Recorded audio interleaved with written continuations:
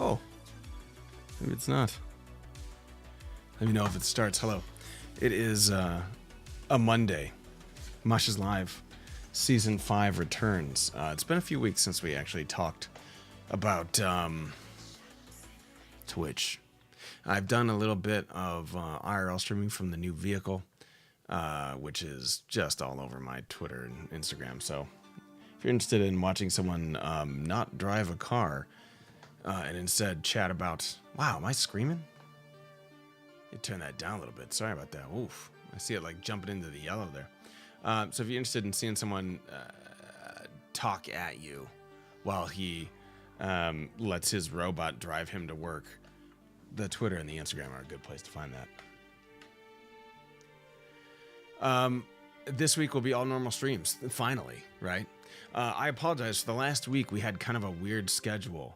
That was due to my business moving offices. So I had quite a bit of a few late nights and a lot of packing and carrying heavy desks and things in and out of the new place, which is great, by the way.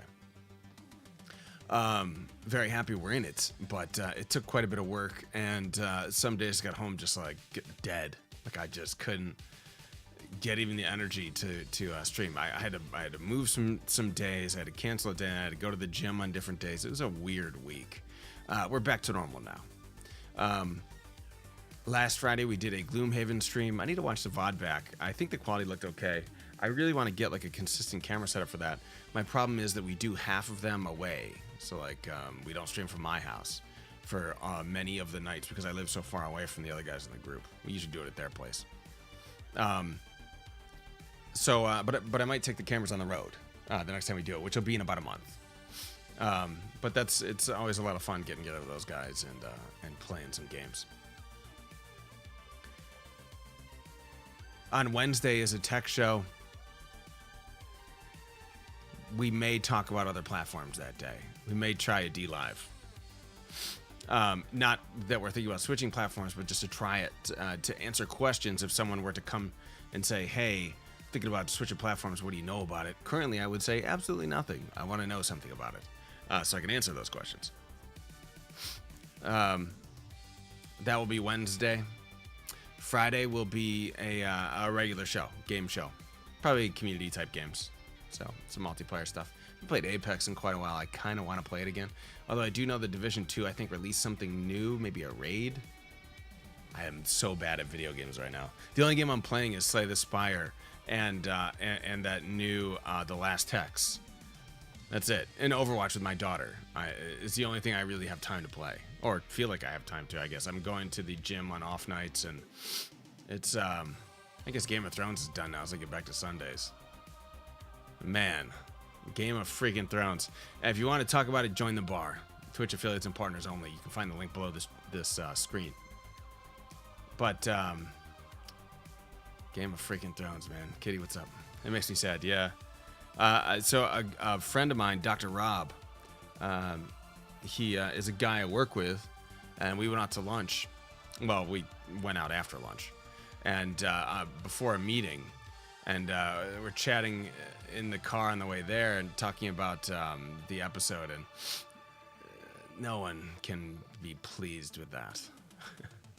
No one. Sorry. It just wasn't good. Our only hope now is that they are either fired from writing the Star Wars trilogies coming up, or they figure out what the hell they're doing with it. It is my nightmare that Star Wars go down that same path, and I don't want to hear that. Well, look at The Force Awakens and The Last Jedi. They're both bad still. I hate you. Not that bad.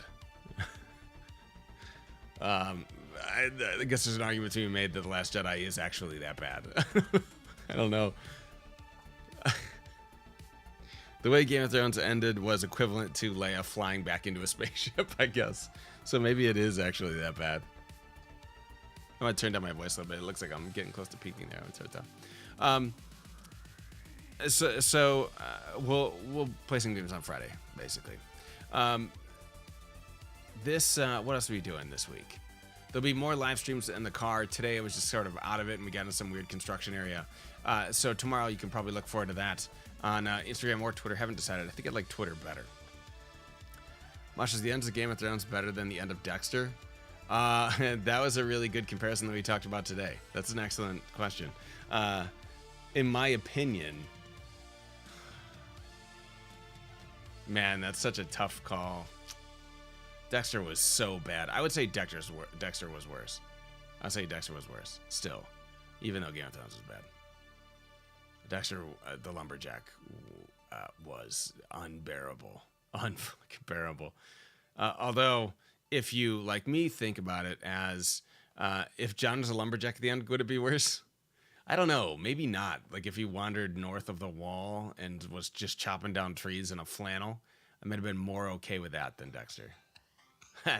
That show was a rough time after season 4. A really rough time. I don't want to hear nothing about season 5. It was still pretty bad after season 4. Season 4 was like this huge peak, and then Arya's storyline was the Dexter ending. Yeah. She wanders off to sea to west of Westeros. What's west of Westeros? You're asking? Westworld. I wanted to see her in that tunnel that Aaron Paul found. She's like, what the hell is this? It's the only way they could have saved Game of Thrones is by pushing her through a door into Westworld or Future World or wherever that is. Lumberjack, sailor, murderer, assassin. Yeah, that's true. That's a good correlation. So bad, man. But at least the show wrapped up. And by the way, my complaining about the ending of that show has no effect on how good the previous seasons were. That show is still one of my favorite shows ever. It was a big part of the last 10 years of our lives. My wife said last night, she goes, oh my God, I was pregnant when I first made her watch Game of Thrones. We were in our basement at the old house. She was pregnant with my first kid. And I made her start watching Game of Thrones. I think it had only been like a season or maybe a season and a half or something. I don't remember. But since then we've watched every episode together, except when I had to travel, I guess. But so it's been a big part of everyone's life. Just think fondly of seasons 1 through 6, and then the rest is. Ugh. I didn't think it was bad. There was no ending that would satisfy people. My problem was that it betrayed who it was. You know? Game of Thrones is not a show that has happy endings. It never has been that show.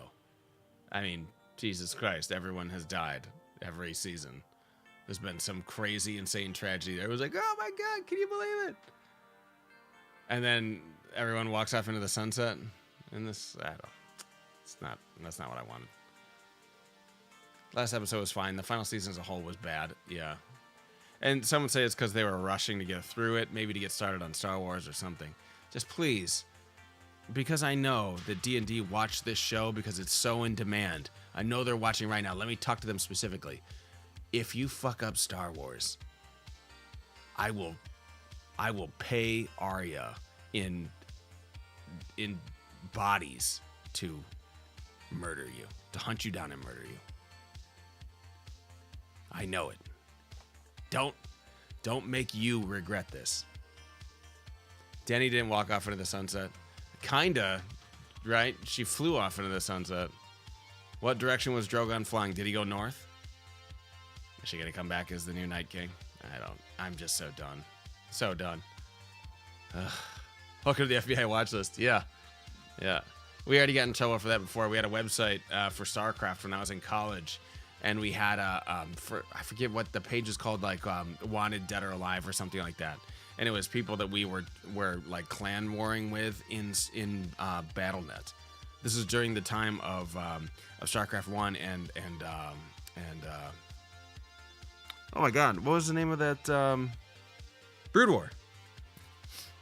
And we almost got arrested. That's a true story. Jay Burkle 19 can attest to that.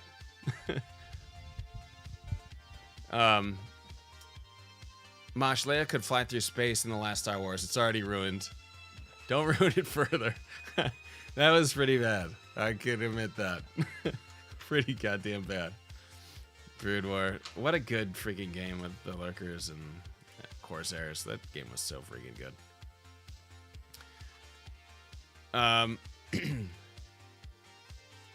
Tonight we're going to talk a little bit about a conversation we've been having in some different communities, like the bar, specifically the bar. We're going to touch on something that I dropped into the announcements on our Discord, in the Hero Squad Discord, and then we're going to talk mostly. I was aggressively questioned by the FBI. That's very true. That actually happened. We were all brought down to the station to explain why we have a live website. That wasn't actually why. We were brought down to the station for questioning on some nonsense. But it was pretty crazy for us. We were like 21. Nowadays, we're like, what are you, serious? Shut up. When is the conversation about NASA sending people to the moon by 2024? That conversation happens when Bernie's elected president. I mean, it's good news for us, right? That's all. Any space push is good news for me. So, but the point of the conversation this past week, and it was in a tweet that I put out. The tweet basically said that there is no full-time streaming. Now that was used as sort of exposition. Is that the word? As exaggeration. I don't know exactly what the word is, but that was used as a starting point, a trigger for a conversation, basically saying that there is no safety in streaming Twitch full-time. None. There is no guarantee you'll be successful enough to live your life through full-time streaming on Twitch. There is certainly easier ways to provide for yourself financially and your family and children or whoever, significant other. And the percentage chance of hyperbole, thank you, John. The percentage chance of succeeding to a point where you can sustain a lifestyle on Twitch, let alone a lifestyle which I think some people get wrapped up in the fantasy of ninja. Just a little bit. I don't know why I just did the fingers crossed. I don't know what that was. But I think people start to get a little glamour, a little envy in their eyes when they see people like, the Doc or Shroud or name X streamer. I don't know that many real famous streamers. I know a couple that play the games that I play. But those guys that we're talking about hundreds of thousands of dollars a month that they make. There's a big difference between that and average Joe as affiliate. And by the way, there's a large difference between average Joe as affiliate and like 99% of the streamer base. I think Commander Root put out some statistics saying that something like 85% or 89% of Twitch streamers will never see a Twitch payout. Never. A Twitch payout is $100. Once you cross a $100 threshold, Twitch will cut you a check and send you the check. That's not donations, so that's bits, subs, whatever. $100. 89% will never see that. So when I say that your chances are near zero to have a full-time to use streaming as a full-time career, that's the statistics that I'm referring to. Something like that. When Bernie's elected, NASA's funding will go to kids getting drama and communications degrees at fancy private universities. That's not untrue. And that's exactly Dr. Rob Murawski's point of view. I can't argue with that. The same kind of ratios in pro sports and the music industry and everywhere else. Yeah, exactly. There is an echelon of superstars, and people look up to them, and I'm going to be that guy that makes $400 million or whatever. I'm going to get that big, who's got the big paycheck right now in the NFL? Is that OBJ? He's one of the higher paid guys, but I'm going to be that guy. That's going to be me for sure. I mean, the chances of that, and I know that specifically basketball is very, very difficult in terms of percentages, just because of the amount of people on a team and the amount of teams there are, going from college basketball or high school basketball into a professional career where you're at the top echelon of paid players. You have a better chance of winning the lottery. You do. That's it. Because not only is there a physical gift involved with that, there's a lot of luck. So It's the point of my tweet was to be more realistic. Today we're going to talk about some actual numbers, and I want to show you exactly what sort of thresholds you would need to provide for yourself, and your future is an important part too.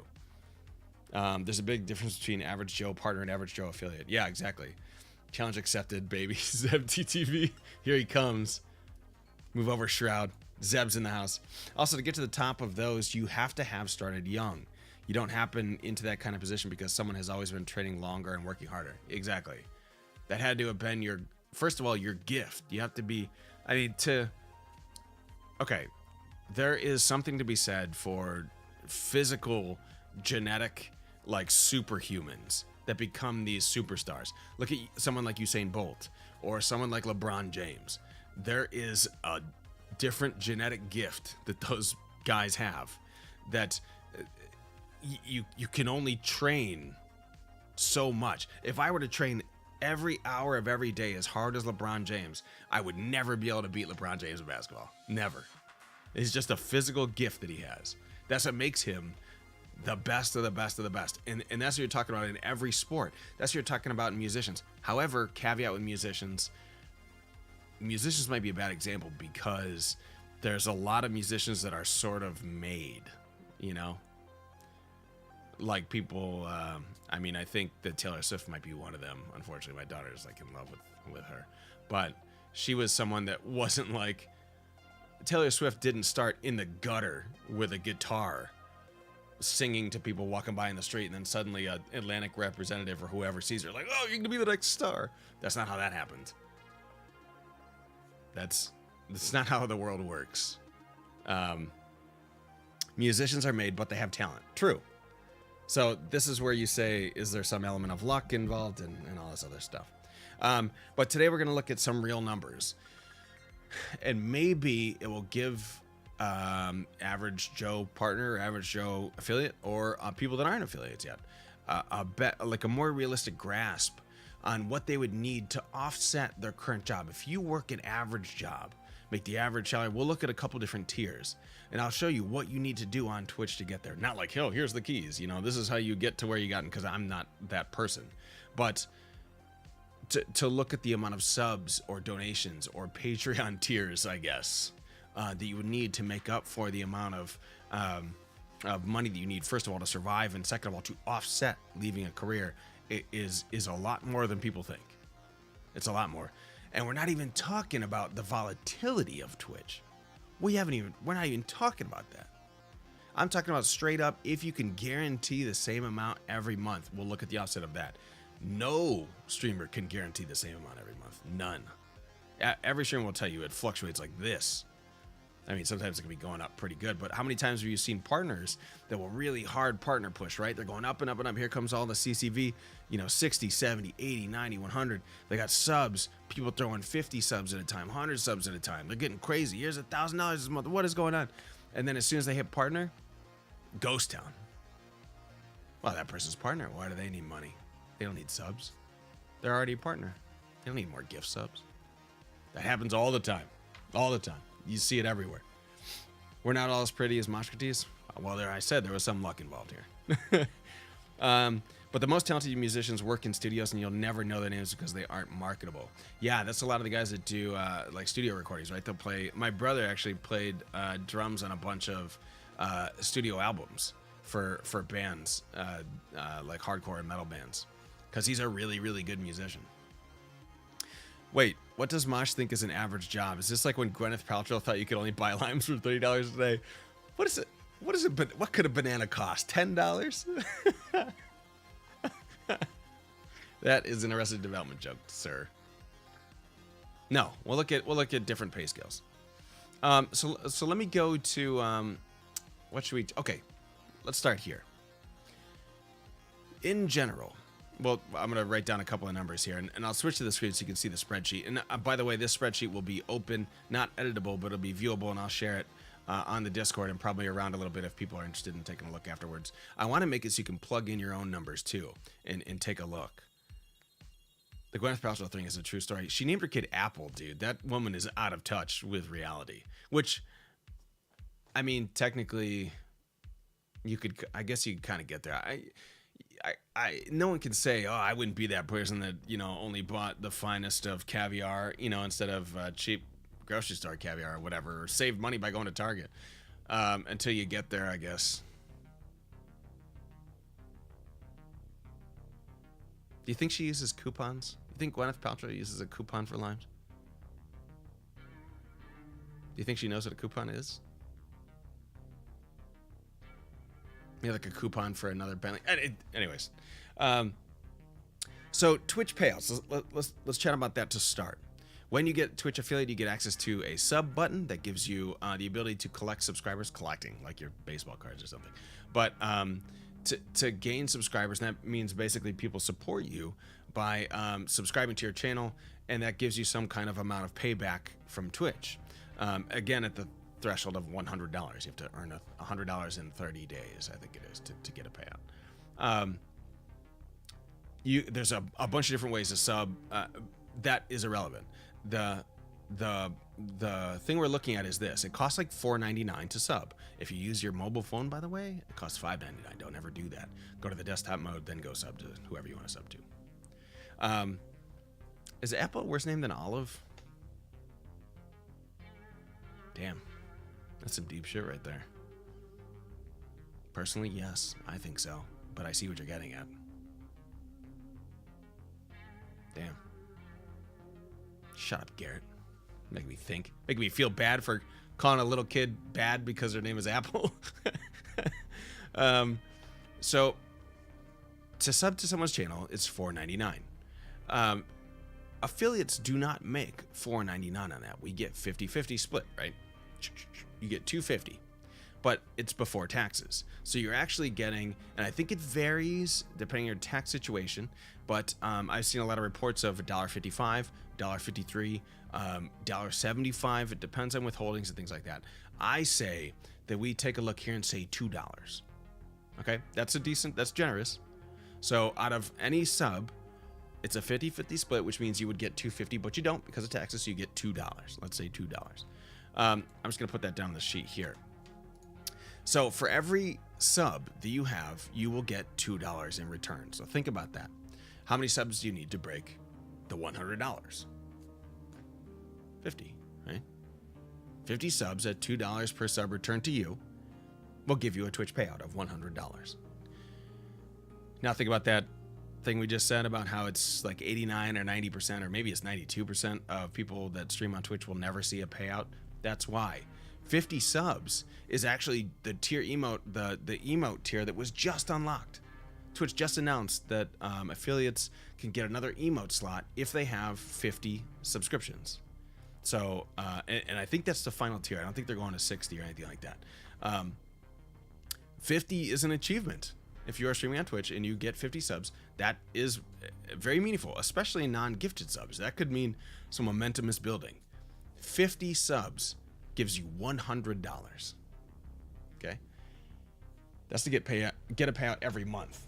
So you have to maintain that, though. Some people don't re-up their subs or anything like that. But if you get 50 subs in 1 month, you get a payout for that 30 days. If you have 50 subs during a 30-day period, you get a payout of $100.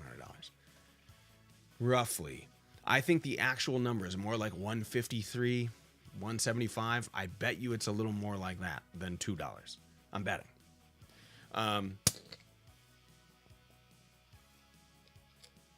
Hello, SB. How are you? I'm the president of the SB fan club. Okay. I don't know. I have two different. Let me just now. Let's chat a little more here. So I just wanted to cover the donation baseline that we're going to be working with. It's going to be $2 per sub. The rest of this, the information is kind of straight across. I think you get the full amount for bits. I do believe they take out some kind of tax. My point is you don't need to get 50 subs to get a payout. 10 subs for 5 months will get you a payout. Oh, yeah. I'm sorry, because you're accruing that. Yes. You have to reach the $100 first, but after that, you need to. It has to keep rolling until you have to keep those subs, that $100 build every 30. Or otherwise, you have to wait another 5 months. I hear what you're saying. Yes, it's cumulative over time. I got you. Okay. But here's what you need to start with: is what's your budget, right? What money do you need to offset with if you're thinking about full-time streaming, thinking about completely losing your day job? Okay, what money do you need to survive? I spent some time looking up today. What are the cheapest places in the country to live? You know what the cheapest city in the United States to live in is? I bet you can't guess. Bet you can't guess without Googling it. I had a day, but I'm good. How are you? I'm sorry you had a day, SB. I'm great. I was a little bit tired earlier. I feel pretty good now. I think it's because I'm talking. True. So you're making $200 a year at that point. Yeah. Anchorage, Alaska. The cheapest place to live in... Actually, I think Alaska might be a little bit expensive nowadays. But the cheapest place to live, according to the internet, is Wichita, Kansas. Average rent, Wichita, Kansas. Maybe it's too many tornadoes. But according to the internet, the rent there for a 2-bedroom place is $623 a month. That's not bad. $623 a month for a 2-bedroom apartment? Okay. Now we're talking. That's cheap as hell. I'd take that. I had a 1-bedroom apartment on the Jersey Shore that cost me $1,800 a month. It's ridiculous. It was almost a studio. Now, granted, that's living in Wichita, Kansas, which is not a hotbed of population. A majority of people live in the suburbs or near cities, have to pay quite a bit higher than $623 a month for a 2-bedroom apartment. But if we say Wichita, and I say rent is $623 a month. Okay, let's just say that. Let me go to the other screen now so we'll take a look. Oh, I don't have OBS up. Let me... This only happens every single stream. The goal is to look at the amount of money that you need to stream full-time to cover your budget. And we're going to look at the cheapest place to live. So here we go. I don't know why this chatbot icon is back, but here we go. Oh, we got Twitter up here. Let me go over here with that. Okay. So $623 a month. And can you guys see that? Let me zoom in a little bit? Maybe that'll help. Can I zoom this? I thought I could. Is control zoomed out?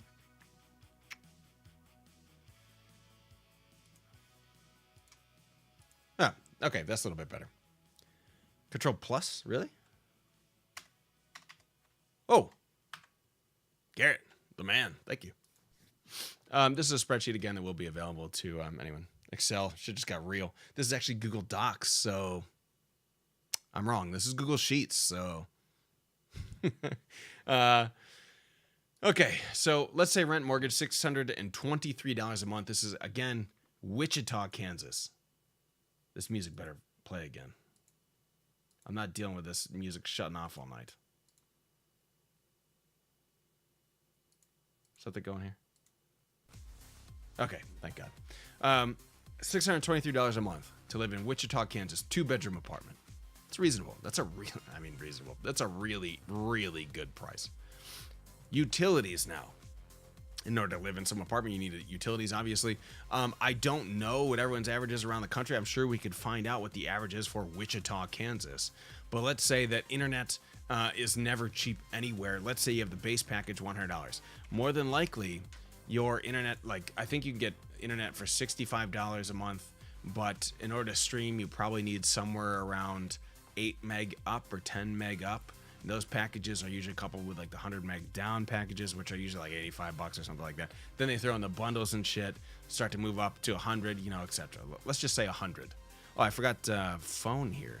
I don't know why I didn't. I shouldn't have put these here. Let me move these. Okay. And you can kind of see by the organization I have here what we're gonna do. There's got to be a phone bill, right? Do you pay less, Garrett, for internet? Yeah, you can't find internet to stream on for less than $75.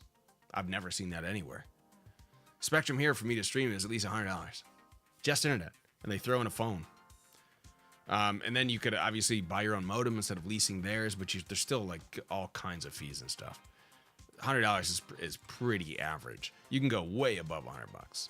But I might take this down to 75. Electricity... mine per month is probably way inflated because I have the car now. Mine's about $200, but I have a whole house with equipment running everywhere. Let's say half that, $100. Say, you guys tell me if that sounds crazy. If your electric bill is like $20, let me know and I'll put it down a little more. Water bill is usually almost nothing. My water and sewer are combined, and I think it's like $50. I want to say I think it's $50 every 3 months or something like that, or $60 every 3 months. So let's say $20 a month, and that's with sewer. I have a pretty good deal on that stuff, I think. Although it's water, I don't think no place you can. Yeah, maybe Flint. This is gas for your house, kind of an average number. Let's say $75 a month. That's gas if you're heating by gas. Your washer and dryer could be your stove, whatever, fireplace, all that stuff. Let's say $75 a month. These are all utilities you need to think about. Okay, that's part of your payment. I'm paying $50 for 300 up, 300 down. That's the fastest available here. $50. The rest of you Americans that are watching, confirm that that's crazy. That's a crazy low price. Unless you live in like Chattanooga, and then you get that municipal internet that's $50 or something like that. $50 gas, $150 for electric, $20 water, sewer, trash. Yeah. Okay, so I got that about right, I think. $50 gas though. Let me take that down to 50, and $150 for electricity. Okay, if you're about that, then that's probably, let's split it. Let's go 125. Pay 75 for 110. Okay, yeah, let's go 75 then. We'll go with runtime. So that looks okay, right? We'll go with that. Let's get a little sum here. Whoa. All right, get away. I don't know these programs too well. There we go. So we got 270 as the total for utilities. Doesn't sound too bad. It sounds okay. Remember, keep thinking about what we were talking about earlier. $2 per sub, right? Now let's go to bills. You got a car bill. My car bill is obviously crazy right now. Average car bill. What do you pay for your car bill? I'm thinking if you got a reasonable car, you can get a Civic around here right now for almost no down payment. You get your payment down to about $250. I think it's about $250. I think I saw a deal for like $270 or something like that. SB car bill $400.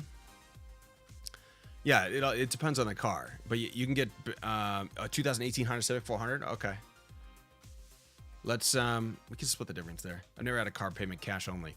You're an anomaly in that runtime. Most people have a car bill. Most.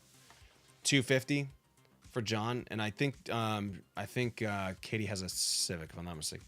Civic is an average car. It's below average, but my 2008 Mazda was $175. Okay, that's kind of what I was thinking. Let's go with $250. Let's go to about $250. I think that's about average. You can go high end, like vans and stuff like that could be way more expensive. SUV, those big things could be crazy, but $250 is a decent.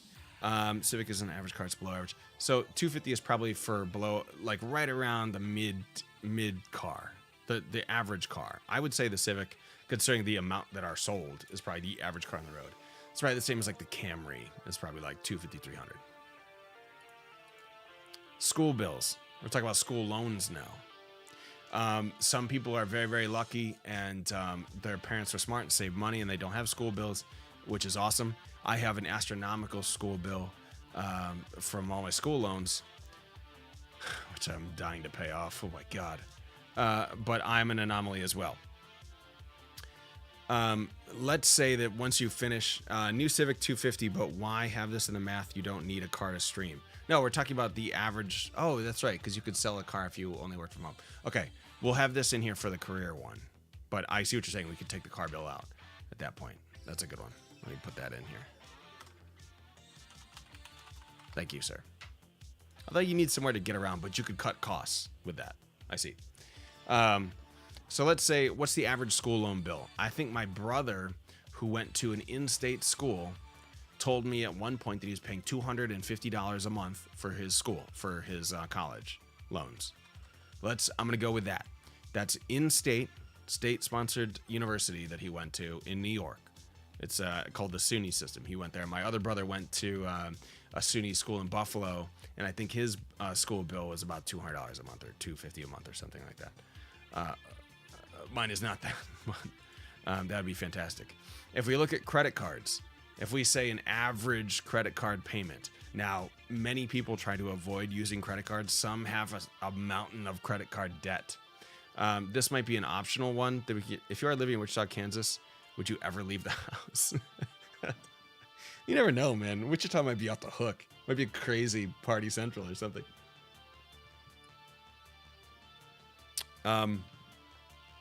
Maybe credit card's a bad one on here. I'm going to put a question mark here, just in case. Credit cards are obviously a problem in this country. Everyone's throw shit on credit. Yeah, you should do bare min. What do you need to live and stream? And then max live, stream, have nice things like car and life. Yeah, that's a good idea, John. Let's say credit card bill, $100 a month. Now that's generous. That's like you go out and buy something. You have an Amazon card, you know, whatever. You put down whatever. You know what I mean? You got those store credit cards that are like 50% APR or something like that. But I'm going to put this down. This could be another optional one. I got a question mark there. Phone bill. Everyone's got a cell phone. Not many cell phone bills are super cheap. I think what's the average bill? So, I just looked at Google Fi. So my family's actually searching. Pipe it up, pipe it up, pipe it up, pipe it up, pipe it up. Hi, Magruder. Phone bill. I just looked at Google Fi earlier today. $35 for the connection, and then you have a plan that is tiered. Let me see. If I were a single person, what would it cost me for one phone?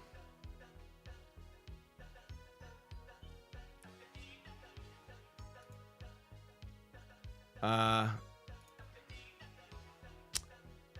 guess I can't see it now that I've signed up for it. I'm pretty sure. Oh, your plan. Here we go. Okay. I might have a quick question. What's up, Kill? $10. Okay, so 3 people is $20 plus $15 per member. So you get the connection for $20 and then an extra $15 per member that is a part of your plan. So 20 plus 50. Oh no, so if it was just yourself, it would be $20. So that's $20 a month for the basic calls and text. And then for data, it's $10 per gigabyte. Welcome back, up to hero. Woo, Kill Magruder. What's up, buddy? I'm sorry I can't see your fucking message because I don't have Streamlabs open. Hang on a second, it's behind the screen. Can your baby be born in the Tesla next month? Can our baby be born in the Tesla next month? Yes. Yes, it can. I'll put down blankets. Thank you so much for that resub, bud. 8 months, damn. Pink shirt asshole from Friday. Okay, so we're talking about Google Fi phones. $20 for the connection, and then it's $10 per gigabyte if you say and that's so Google Fi works like you pay $10 per gigabyte up to 12 gigabytes, and then everything past 12 gigabytes is free. So the maximum you ever pay for the data is $120. That's how Google Fi works. That's its system. It's one of the cheaper ones I've seen. I think you can go with T-Mobile for a little bit cheaper. But let's take this as kind of an average because this is way cheaper than Verizon. So I'm going to go with this one. $20 for yourself. You're just paying for yourself. $20 for yourself. And then let's say even if you max it. No, let's take average. Let's say you take 6 gigabytes a month, which is probably low for everything, but that's okay. $20 plus $60, which is the middle tier plan, or middle tier of that sliding scale. $80 a month for phone. I think that sounds reasonable. That's probably, everyone's probably like, what the hell? How aren't you paying for your phone? Because nowadays when you buy one of those phones, they're like $1,200 and you pay over time. So there's probably a phone fee in here. Whatever. We'll just go with a regular phone plan. This is bills. Is there more bills you can think of? There's probably food, which I have not on here for some reason. Let's say needs, which should probably be above entertainment. Let's say food. What are you paying per month for food? Let's say that you're really trying to scrape by. I was waiting for food. Yeah. Trying to keep it to the bare minimum, buy groceries just for yourself. What do you say? $100 a week? $50 a week in groceries? $50 a week, and maybe that includes going out once. I mean, there's no way you get that on $50 a week. No way. Let's say $200 a month. $50 a week, you could buy sandwiches, bread, drinks, chips. That would last you a week. Eggs. I think that's not bad. $50 a week. $400 a month is probably better, but $200 a month seems like you might just be eating a cup of noodles quite a bit. I can feed a family of 3 on $60 a week at Aldi. I don't, but I can. Okay, see, I like that one. $60 a week at Aldi. Okay, that's a good one. So let's go with the $60 a week. That'd be $240 a month on food. Now that's really, really bare minimum. That we're not talking about going out to eat now. That's a luxury. Okay, now we're talking about just trying to scrape by because you want to stream full time. That's the goal. You want to stream full time. We can adjust these scales obviously as we go. The entertainment will probably not apply here because we're trying to scrape by on bare minimum. Let's add those. Likely you have Netflix. Likely you don't anymore have HBO. I think Netflix raised their price, didn't they? Like $12 or are they $15 now? I don't even remember. Or is it like 20? And I'm not paying attention. I think Spotify is like $10. And then, so here's the 12. Okay, Netflix 12. Rip HBO. Yeah, I mean, everyone quit until Westworld. That's just how it goes. $4.99 if you're a student. That's excellent. But let's say that you're out of school and trying to make a career out of it at this point. Twitch is an interesting one here. Now you might be thinking, wait, Twitch is free. However, anyone on this watching the show right now that is a broadcaster knows that you don't. I mean, let's just be honest. You are supporting other people. You have friends that you support. You have a community, maybe you support some different people. You have streamers that you really love that you support. You probably pay for a bot in your channel. You have to sub your bot to get for it to be able to channel emotes and things. There is some X amount of money that you pay back into Twitch every month. There is. One does not simply get on Twitch without subbing to someone or donating. Exactly. So if you want to be generous, really generous with a Twitch monthly amount, what do you think that is? I know for myself, if I'm being super conservative, and this is because I sub my bot, so that's $25. And then if I'm being super conservative, just go, let's say a handful of people. That's super conservative. That's not what I do, but handful of people sub. 5. That's $25 more per month, okay?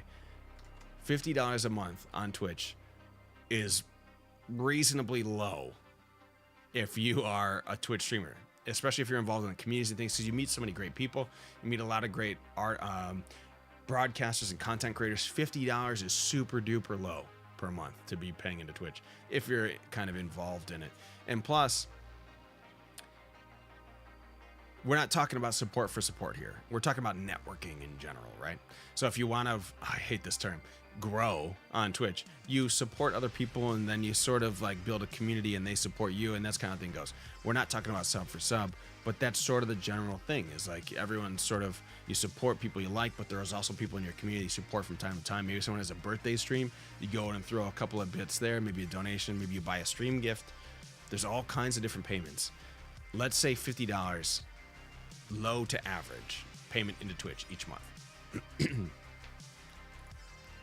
There's other stuff on here like Hulu, HBO, going out. You know, if and by the way, all these calculations we've made are for a single person. Okay, we're not talking about children. You talk about children, you might as well multiply this by 3. A significant other as well, boyfriend, girlfriend, whomever, partner, whatever you want to call it. That complicates all these statistics a little more. Let's add in here going out. Now this is one of those where you could basically take it out if you are not if you're trying to watch yourself. But if anywhere you go see a movie, you go do anything. This is general entertainment. Conservative $50. You're talking about going out to eat one time, maybe going on one date, one movie. You can't even get that $50. I mean, crazy. You go on one date, it's $100. Easy. At least I think. I've been on a date in a long time, I guess. When my wife and I have a date night and we go out, it's $100 easy. Because we usually do a movie and dinner or something, you know. That makes me want to have a whole new conversation on growth. Is $100 easy? Yeah. Because, you know, if you're going out for a nice time, even if you're dating, you meet someone on Tinder or what the hell's that one that Craig showed me? There's another dating app that's sort of like Tinder. It's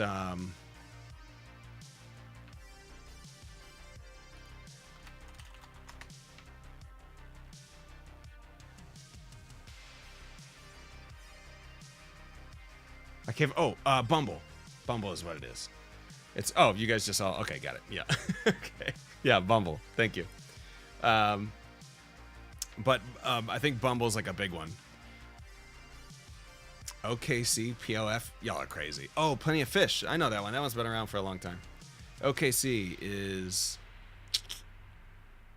I remember that one. Anyways, but yeah, so going out in general, this is probably safer to change to 100, but that's it if you're not really trying to scrape by to survive. What other kinds of monthly costs can you guys think of that might be involved with just living, just surviving each month? What other kinds of costs are we talking about here? Can you think of anything that I am missing?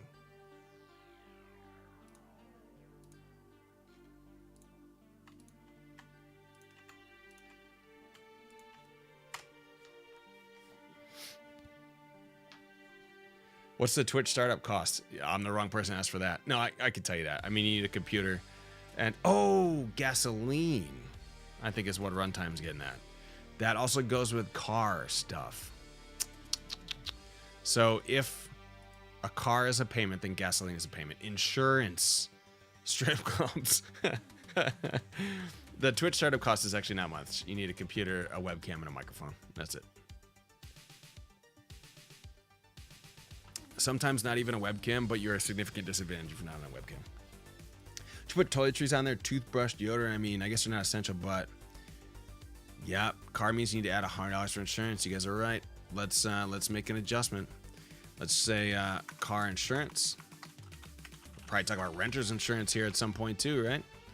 If you're renting an apartment, you're probably gonna have renter's insurance. That's not expensive at all, but I know what my car insurance is. For the CRV that we have, 2007 CRV, it's about $250 every 6 months. And that's through Geico. So if we say that $250 every 6 months, doubled for the year is 500 divided by 12. Math, help me.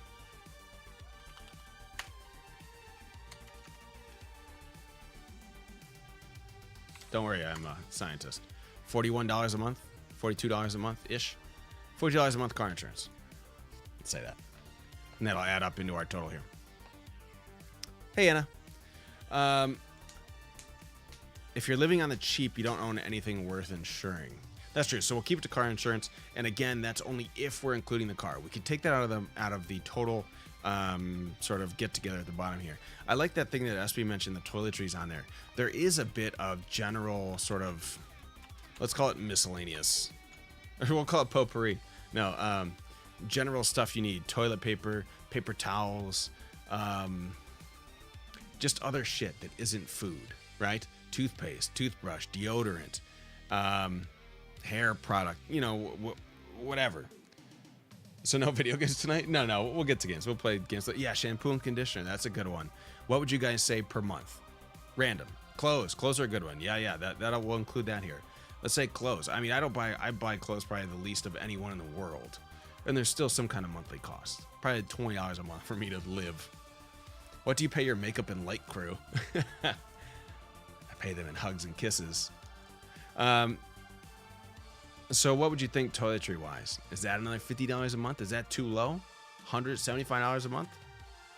About if you throw in all the other stuff, including clothes, deodorant, toothpaste, floss, contact solution. Clothes is the credit card payment. Yep, that's probably more accurate on the credit card payment. You're right. Let me get this one to include this guy here. There we go. $50. I usually add that into my grocery budget and factor about $50 a month. Some months you just don't use it. Okay, yeah, that's not bad. Let's take that down a little bit. 75 might be a little crazy. 50 a month sounds good. Are we feeling good about this? You feeling okay? I'm going to add in gasoline here because I did not do that. It's not really a bill, but I wanted to include it with a car. Let's say I know exactly how much mine was. I was paying $350 a month in gasoline to drive to work. I drive an enormous amount of time. If we cut that by a third, which would mean you travel 20 miles to work and back from work every day.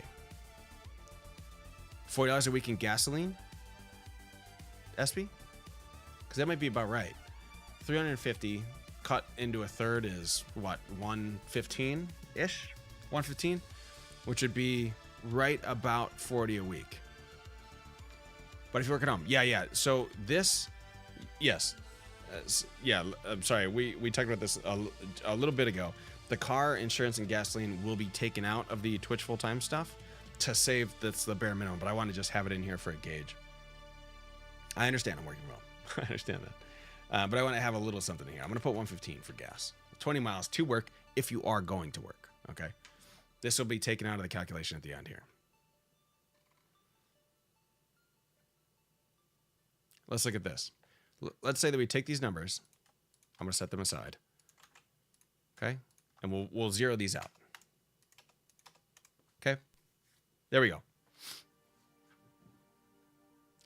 Is it double counting? 600. It shouldn't be because I didn't sum all these. Oh yeah, I didn't sum all these. I clicked on the subheaders. So 290 plus 170. I think this is about right. Yeah, this is about right. It looks about right just off the top of my head, right? This is about 900, 1330, 1500, 1790-ish. Yeah. That's real close to right. Yeah. So $1,785 to live. We're talking about bare minimum live. We could also zero out the entertainment to reduce some cost. We may do that in a minute, but let's go ahead and look at the food. I mean, $240 a month. You're doing a good job budgeting in that case. Let's come over here and take a look. Now it's income time. Okay, we're gonna add a little bonus to the bottom. How many subs do you need? Now we're gonna call this Twitch payout. Should we call that Twitch payout or should we add subs instead? Let's break that out. We're gonna say subscriptions down here. Okay. Then we're gonna add in bits and we'll see where we can get to.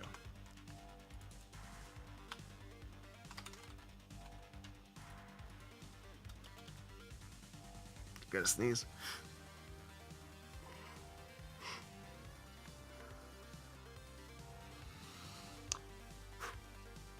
Okay. Jesus. I put Patreon on here as kind of a joke, but that's also another way that people can make money on this platform. The same thing, I have consulting in here. That could be, you guys see a lot of coaching fees that come out. I've seen some Twitch marketing and like stream marketing, Twitter marketing. Those are fees that you that you can take in if you do that kind of stuff. If you're an artist, you could do emote type stuff. That's a whole nother world of revenue that you could generate. I will say this, all this stuff is time. Remember that. You can only do so much of this stuff. You can't be streaming all the time at 8 hours a day, 5 days a week, 6 days a week, and then do consulting, and then do Patreon extra stuff, and then do art. It's just, it's going to be too much for you. You won't be sleeping or eating or doing anything. Donations are going to be kind of a weird guy. Let's start with the subs. So at $2 a month, I'm not sure how to do this equation, but I want to do like number of subs times 2. I guess I'll just do it in my head. So if we have 50 subs, okay. Actually, let me put damn, I don't know how to do this. This is going to be the number of subs, and this will be the total. No, this will be the total. This will be the number of subs. We'll just put it like this so you can see the equation. Now, again, at the beginning of the show, we talked about how equals the 8 times 2.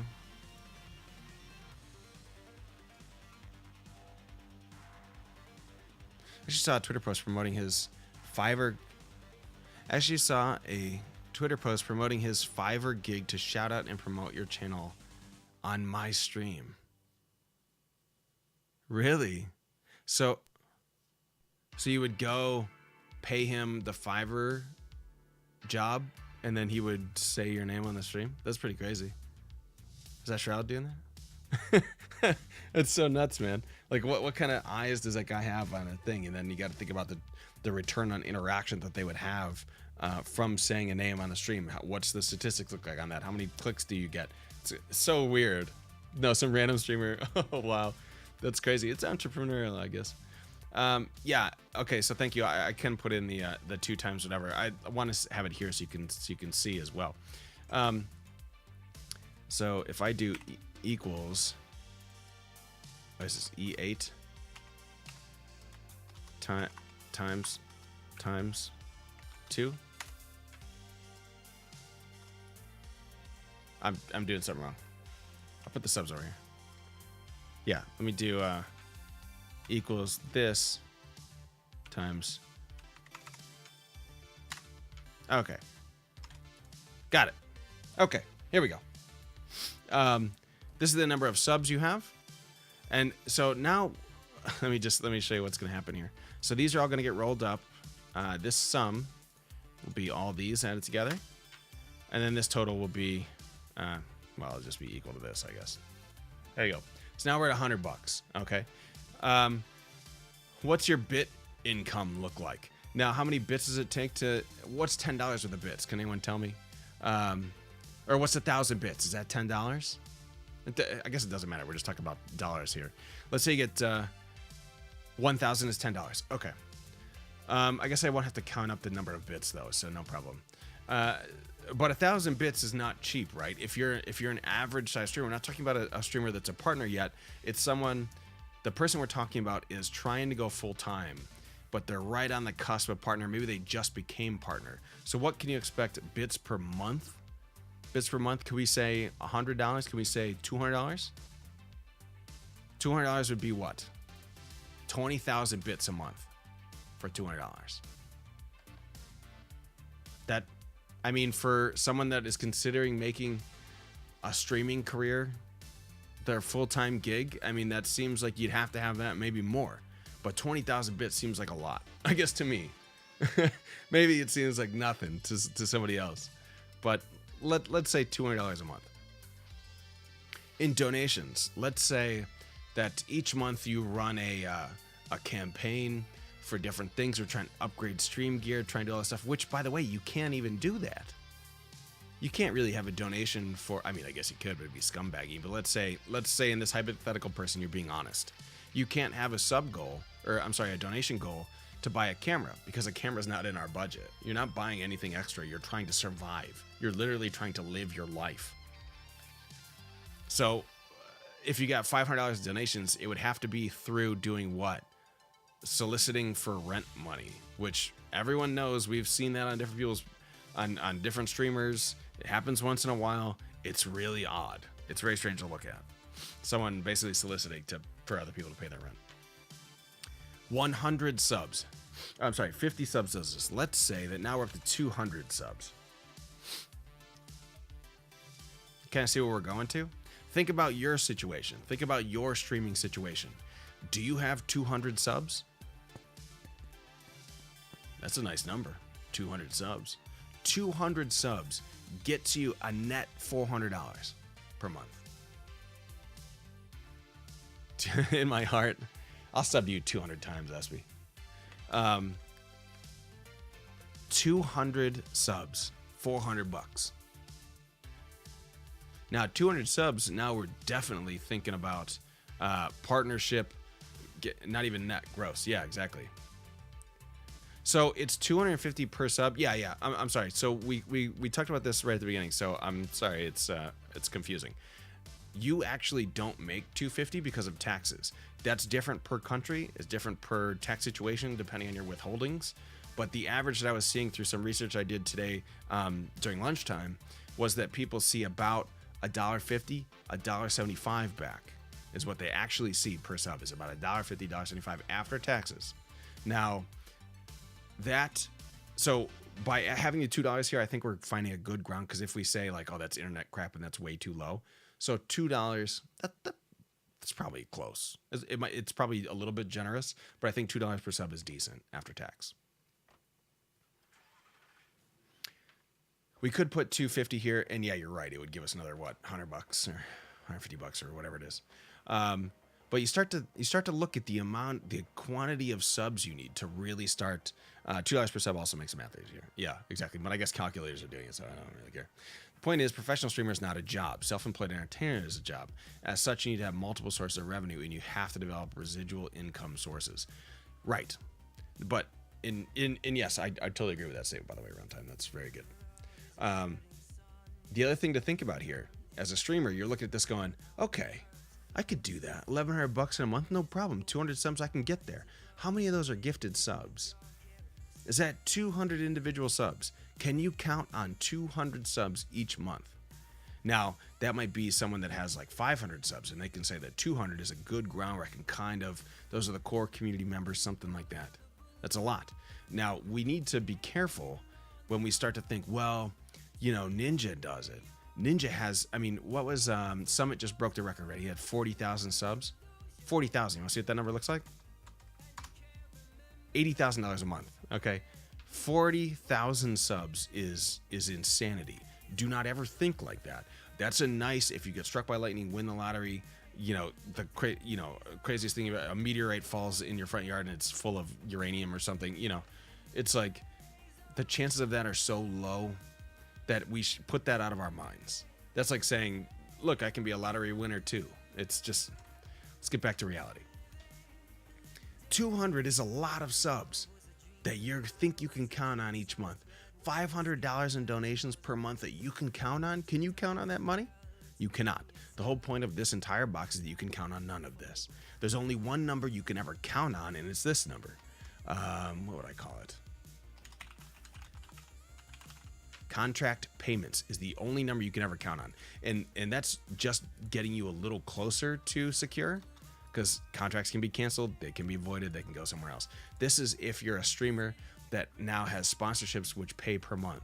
There's a very excellent post by Jenny Blevins, or I'm sorry, Jessica Blevins, who is Ninja's wife.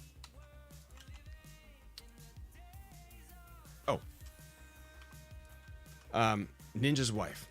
Okay, she posted on Twitter that advertisers and sponsors and developers and product people, marketing agents, whoever, need to be looking at affiliates, because if they try and grab partners that are big, the price is going to be it'll be maybe too much for them to afford, or too much for their social media campaign or whatever.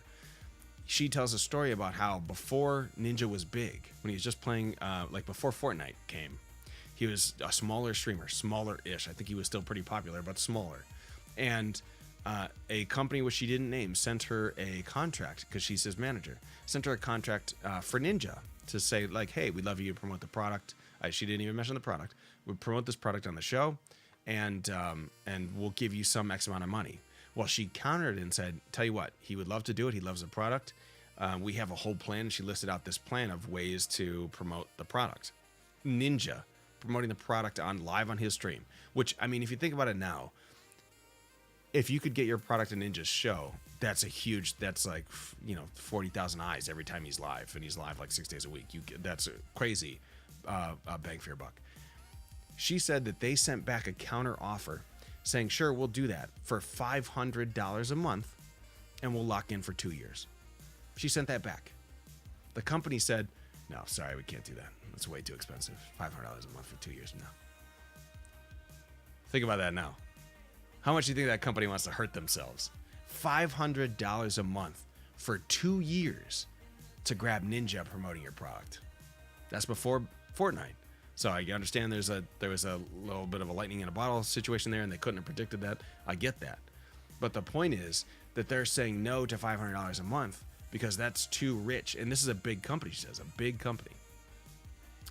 $500 a month for 2 years was too rich. That company could have locked him for 2 years. He would have exploded on Fortnite. And then, there's no better product placement than that. Contract payments. If you can get a company to do that, none of this affiliate code bullshit.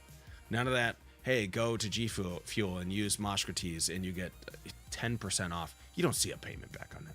Did I just say something on my phone? My phone just kicked on. Those affiliate things aren't going to pay anything. Come on now. A real contract signed, money per month. That's the only thing you can count on. Because getting out of contracts gets a little more sticky. I know there's a whole legal team and everything that these companies would have, but it's a little tougher to avoid a contract. More than likely to just say, we're not going to go through the hassle. We'll just pay them off the contract and then cancel it. But that's the kind of money you can count on, is those contract payments. That's as close to guaranteed as you can get when you're streaming. As close as you can get. We all know subs fluctuate greatly. As I mentioned, I know several partners that were partnering in the last couple of years that say there is a steep decline once you hit partnership. You get partner thinking everything's good. Everything's, you're on the rise. Here we go. We're getting to Ninja. And then all of a sudden, the donations disappear. The bits disappear. You have built a decent community of subs. You have some X number. Think about this. Our good friend Duty Beard. When he got partner, I'm playing Final Fantasy VII right now, sponsored by Monster. When Duty Beard got partnered, or right before he got partnered, I remember there being like a Twitter campaign, like everyone support Duty Beard, and someone had tweeted out like, "Can you believe it? This guy has 400 subs, and he's not even partner." I remember that number specifically. They tweeted out, "Can you believe it? This guy has 400 subs." Now that's a lot of freaking subs. Duty Beard deserves it, by the way. That guy's amazing. But 400 subs, okay? That's what Duty Beard had before he got partnered. 400 subs gives you $800 a month. 400 subs. Now that during that partner push, it's possible that was inflated or whatever. You've seen on some other people's channels, a lot of partners make it like goals. If we get to the next one, to open up the next email, we'll do something. So you could say, let's say what's 1,500 subs? 3,000 a month. Now we're talking 3,700. $1,500 a month. 1,500 subs a month gives you $3,700 a month. That's if we take out all this other stuff. Now, granted, if you have that many people on your channel, that many subs, and a lot of concurrent viewers, there's probably quite a bit of extra cash here. But $3,000 a month obviously covers our base here. But now you can start adding in some extra stuff like cars and insurance and gasoline, and maybe not eating a cup of noodles every day. Maybe not living in Wichita, Kansas, which, by the way, lowest rent in the country is what we're looking at. Lowest rent in the country. There is no lower rent than $623 for that apartment, I guess. If we even consider looking at another city, you're going to double that instantly. Instantly. We go to New York City, you could times 10 to get that. But this is sort of what my post on Twitter was about. Is about thinking about the relative stability of this number. Even someone with 1,500 subs, you think about the number of gifted subs that are involved in that and how that can fluctuate each month. I'm sure that graph doesn't stay, straight as an arrow at 1,500 subs each month. There's no way. That goes up and down. Think about some of the community members, some of our friend streamers. I can think of a few off the top of my head that have quit their job and gone full time. Quit their job, and what did they do? They were smart about it. I would bet the person I'm thinking of, I think their sub number was about 600 at the time. We're talking about donations, probably let's say 500. Let's say they get $500 in bits, and then so they're looking at this number going, okay, 2,200 a month for 600 subs. $500 in bits a month and $500 in donations per month, guaranteed. This is in the fantasy realm that is guaranteed. They had no contract payments. They're not artists. They were doing a consulting gig for a little bit. That brought in some money. Let's say $300 a month, roughly. Now that's for social media marketing, Twitch marketing, that sort of branding help was one of the things this person did. I don't believe they had a Patreon. But I know some broadcasters that are and content creators that have a Patreon that it's public, by the way. You can see how many Patreon subs they have, and you can see what tier they're at. But this person probably didn't make more than about $150 a month in their Patreon. Probably not. Probably around that. Let's be generous. Let's double that. They're not artists. And again, no contract payments. They get paid in giving them gear, which is not, it doesn't affect our bare bones budget. Once again, bare bones, living in the cheapest place in the country that you can live. Cheapest place in the fucking country. Look how much we cover. So that's our total from streaming. Here's our total from living. So we say, what is that called? Net.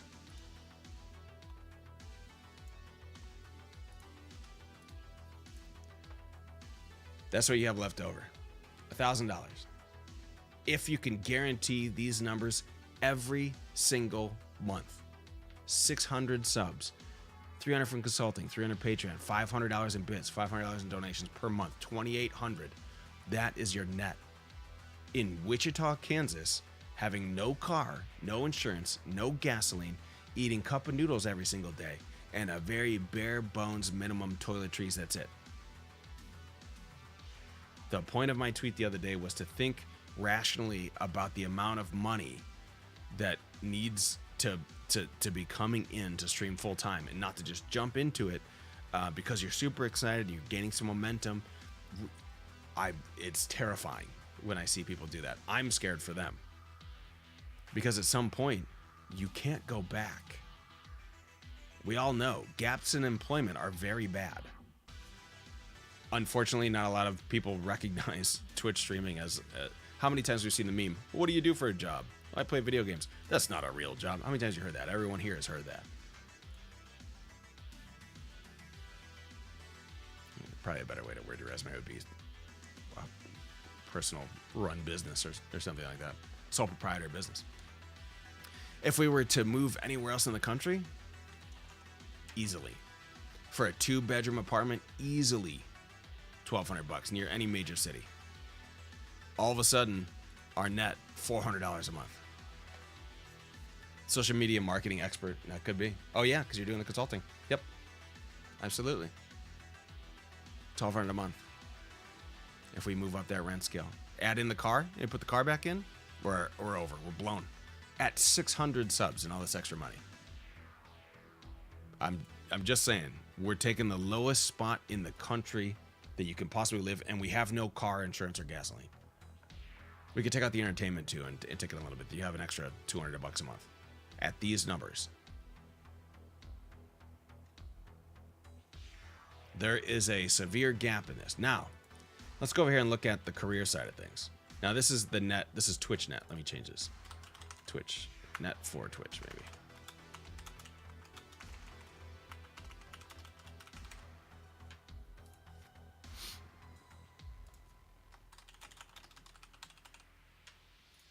We're going to take a kind of a standard one. We're going to look at 2 different jobs, I think. We're going to look at, I think we want to look at nursing, maybe education, and then probably software developer. Those are kind of generalized.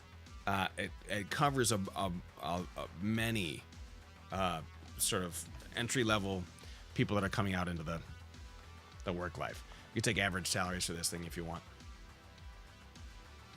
But we'll use Glassdoor.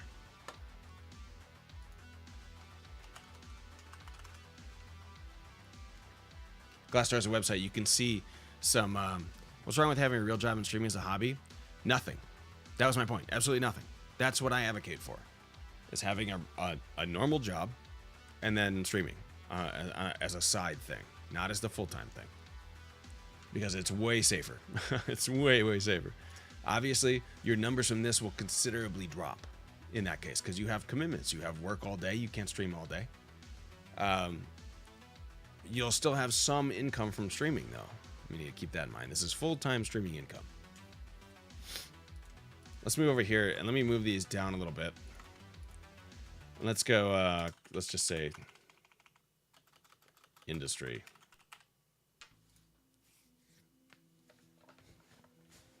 You can use me as a software developer numbers if you want. I'll use Glassdoor just to make it generalized. And we could check out each of the different places. We might use Wichita here, actually. Oh, what is happening? Yeah, continue. Oh, you have to sign in through Google. Okay. What would you like to do on Glassdoor? Shut up. I'm just exploring. No, get out of my face. Stop asking me questions. Are you serious?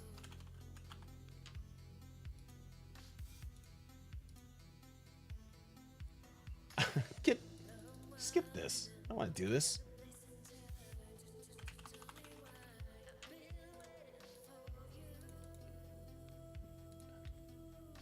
Sorry, I didn't realize Glassdoor asked you like 1,000 questions to get in. Okay. So one of the things that the tweet was about the other day is that even if you look at this income here, $2,800 a month, okay? Well, good thing it's linked to my Twitch account, which goes to a separate email, so that's great. Love to stick around, but I have to go to bed. Looking forward to check out the VOD tomorrow for the rest of the conversation. Cool runtime. Thanks for hanging out, man. And thanks for the good insights, by the way. Have a good night. This income, if you notice, does not include this here. It does not include health insurance. What happens if you get sick and you're a Twitch streamer? And you're single, by the way. We are also assuming single over here. Single person living in Wichita, Kansas, you get sick, you gotta go to the dentist. Something. How are we paying for that? Cash? Go to the Minute Clinic? Pretty sure that's still cash. There is some amount of money that is required for that. If you're single, why do you have a 2-bedroom place? Streaming room? This number was the only number I could find in terms of... It said the lowest price... Let me see if I can find that website. If you reduce this to maybe 400, maybe that would help. Maybe that's a single apartment in Wichita, Kansas. A studio or something. You could save on that. $400 a month. We'll lower that down. It's still going to be the same point that I'm making. Health insurance would be coming out of your pocket. Have you thought about retirement savings? Welcome back. Because hero. Anna, 6 months. Thank you. Silly Twitch Prime running out. Thank you so much. Welcome back, hero. So let's say industry, education. That's a big one. Teachers. My wife is one of those. Mrs. Crates in her, 14th year, I think, DJ. Oh my God. We are some old folks around here. I'm single and want to move into a 2-bedroom so I got an office stream, guest room separate personally. That is what I think a lot of single people are shooting for. But I see Garrett's point is that if you really were trying to do the bare bones budget, you'd be moving into a studio. Probably costs about $400. I'll leave it there. I'll leave the 400 there. But I also see what SB's saying. More than likely, if you're streaming and wanting to make it full time, you don't really want to be streaming from your bedroom. You want to do a big thing, right? You want to have, if you're trying to be full-time streamer, you obviously have goals in your mind for partnership and success and things. You probably want a separate room. Let's keep it at 400. No, actually, let's keep it at 623, just to assume that we have goals to be big. Let's see. I forget how Glassdoor exactly works. Let's say if I go to education, it's probably gonna give me early education or something like that, physical education, early childhood education. Let's say I want to do Wichita, Kansas. Okay. Now, how do I look at salaries? I thought that was something that happened on here. Oh, wait. Does it say that? Did Glassdoor turn into just a job search thing? I thought you used to be able to search... salaries. Click on the right thing. I'm an idiot. There we go. $43,000 per year. Okay? 11% below the national average, but this is for Wichita, Kansas, which is where we're trying to have our apartment because it's super cheap there, right? Let's say that you have some experience. You've been in the worlds. You've been in education for 4 or 5 years. Let's say 5 years, and now you're like, you know what? This is not for me. I want to get out of this. I want to get into full-time streaming. That's what I want to do. 5 years in. 42. This is Glassdoor, so this is you can see they average these salaries that come in based on time, very high confidence. Oh, nice. I haven't really explored this site too much. It's pretty cool. $42,864. So your paycheck per month is what on that salary? Who's doing the math before I'm clicking it? $42,864 divided by, let's just make it easy, $3,500. $3,500 per month at 5 years, early childhood education. Okay? Now, being in education, you have a really, really good benefit. Education doesn't pay too well. They don't pay their teachers well. That's just how it is. However, they get sick benefits. Super sick benefits, right? 401k is not really a 401k for teachers in do it in the spreadsheet. Don't tell me what to do. I hate you, Garrett, and you're right. I'm doing it on the side so you can't see anything. I'm gonna add in here Wichita just so someone looks at this like, what? I don't get paid that much money, or I get paid way more than that. Just so we're clear on where this is at. Education, 5 years. And again, a lot of these numbers can be looked at different ways. You can go a little higher in the scale, a little lower in the scale. The idea of this conversation is to give you a general idea of what I was talking about on Twitch. Paycheck per month, $3,500. Let's take a look down here at our total. We can compare the two. We're gonna add these up because there is you can kind of you can tell that Excel is not what I do for work, right? Just in paycheck alone, for a 5-year teacher, in paychecks alone, you are quite a bit over that total. Okay, let's add in the rest. 401k per month, if you're adding in your own money, which is being subtracted out of your paycheck, let's say they contribute 5%. Camera's coming in. Oh, thank you, man. Good call. Let me slide our guy over here. Here we go. Sorry about that. Thank you for pointing that out. 401k for teachers in Ohio is called like RSS or something like that. It's basically a ridiculous retirement plan. So whereas my retirement plan with my company pays 5%, it's called a matching. So with 401k, you put in some money to a bank account, which is allocated as you desire. Basically, you can choose different funds, usually for 401ks. When you contribute to it through your company, it takes out that money pre-tax, which is an awesome benefit. So it's not reduced and then you pay in. So it's pre-tax money, and then your company will match. Usually, company will match on top of that some X percentage. I think that in general, when you hear a number like 5%, that's pretty standard. I think it's lowered in a couple of different companies lately, so 3% might be how it is. But or some people might do 3% at 100% matching, and then the rest of the 5% is like 50% matching. I've seen a lot of things like that. Let's say that 5% match is about average, but for teachers, they get like some crazy thing. It almost comes out to be about 10 or 15% matching, but that's because their retirement savings is tied to the union, and it's tied to the contract that they've negotiated with the school system. So it's a ridiculous number either way. But if you say that they match like 10% of whatever you put in, it's so hard to sort of detail this. I can't think of the math. Let's just say that the 401k is worth $200. Let's just give it a nice round number, okay? Let's say it's worth $200. Let me see. Actually, what is that? That would be...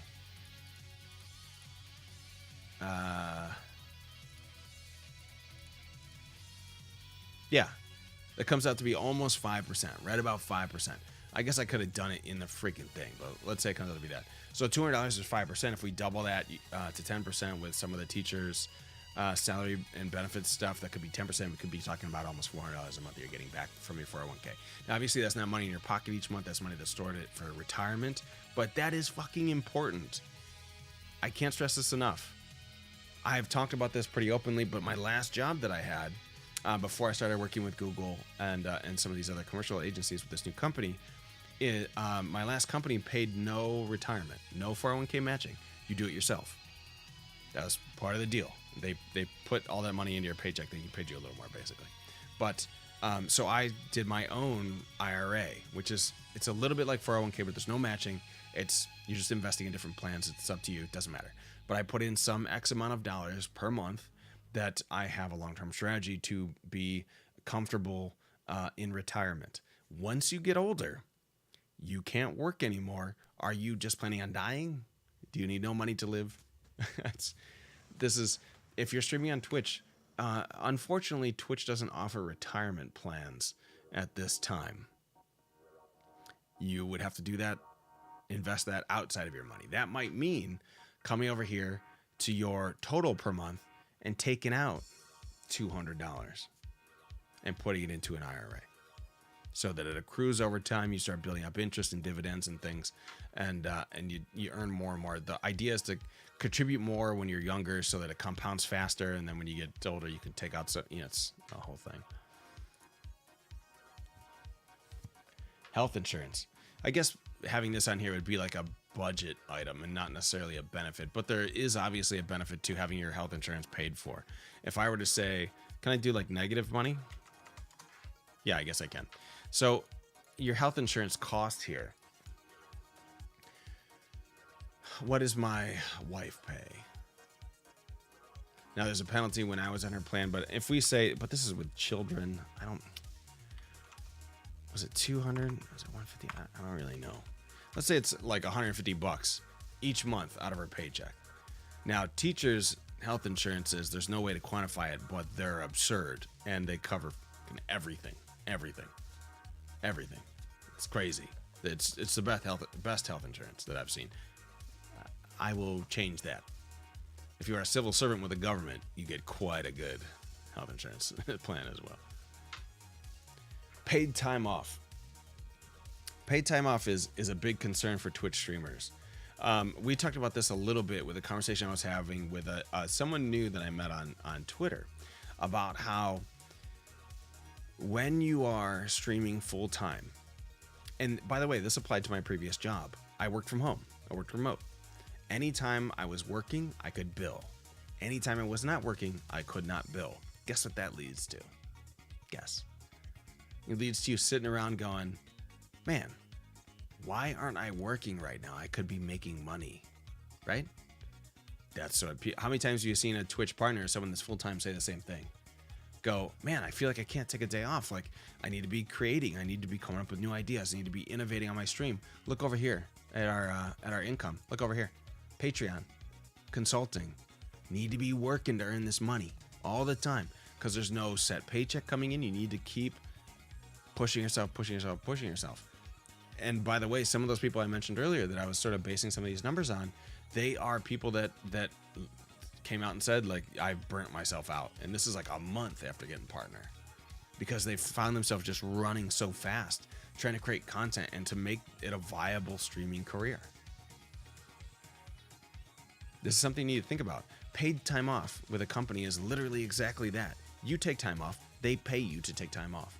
Now, with teachers, it's a little different because they don't, well, I guess they do get sick time, but they also get summers off. I don't know how to quantify this as PTO. Let me just say it's because they do get vacation with children. They do get paid all year. Maybe calculate it just like any normal paid time off. Most a regular job would say probably about 2 weeks. You accrue time per hour per day. I think that some places I've heard do like 3. I think it's like every 8 hours you get 4 hours of paid time off, or maybe it's every week you get a day off. Maybe it's every week you get 1 day off accrued, or a half day, something like that. My BFF is a teacher aide for a special ed adult program that gets 10 sick days and I think 2 weeks vacation. I have to ask. That's about usual. So if we say 2 weeks here, what does that mean? Your paycheck is $3,500 a month. There are 4 weeks in a month. If we say that you get 2 weeks paid vacation, you're essentially getting that for free. Now that's per year. Reality check night on streaming as a career? Yeah, pretty much. What's up, Drew? How you doing? We're talking about thinking critically about the number of or the budget that you need to live your life if streaming is full-time. Kind of. That's the gist. I put out a tweet over the weekend because I had been thinking about it, and it really scares me when I see creators I know announcing they're going to go full-time. They're thinking about it. And I chat with them for a little bit, and it really doesn't seem like they're thinking about all the different aspects of cost and things that they're going to lose out on. So I feel like it's important to put down some numbers and really be able to see a comparison, which is what we're doing here. So if I go up here and let's say it's $1,700 per year, by the way, they get 2 weeks of vacation per year. So $1,700 is 2 weeks, roughly. And if we divide that by 12, not in the spreadsheet like Garrett suggests, $141.67. So if we go, let's just say $142 a month, do you get extra? About. Rough. Super rough. Okay? Super rough number. $142 extra per month in PTO time. It's reasonable. Totally agreed about people going full-time streaming. I tip my cap to people who do that, but if they don't keep everything else in mind, I just shake my head. Yeah. And that's when you see people get themselves into a really rough spot, and that's what I'm trying to maybe help, just for someone to think about this a little differently. We're talking about early childhood education, 5 years in the program, in Wichita, Kansas. Why Wichita, Kansas, if you haven't been around since the beginning? Because that's where we've chosen to live and what we've budgeted for. Wichita, Kansas is one of the cheapest places to live in the country, according to the internet. And that's the numbers we based it on in terms of rent and things. Early education in Wichita, Kansas pays this much money. This is about the benefits you get. There's other stuff you can get involved here. This is your total. Daddy. Ooh, daddy. Bad man. What's up, buddy? And everything on the internet is true, right? Exactly. We're just taking kind of a rough guess. Yeah. About, it did give numbers on average rental units in Wichita, Kansas. So it was backed up by a little bit of math. Whether or not you could say that it was a bare minimum, absolute minimum amount to live, it's probably not. Someplace out in the middle of West Virginia, you know, in the hills or something, probably costs nothing to live up there. But let's take a look. If we zoom out again, I can just expand this. I had covered up some numbers earlier, but so let's go net for career. Let's say now we got a net for now we got net for career. Let's go here equals this minus this. Let's take a look at that. Keep in mind these two numbers here. You can see the number you make for a career, $1,900 per month, at rough $1,900 a month for early childhood education, 5 years experience in Wichita, Kansas.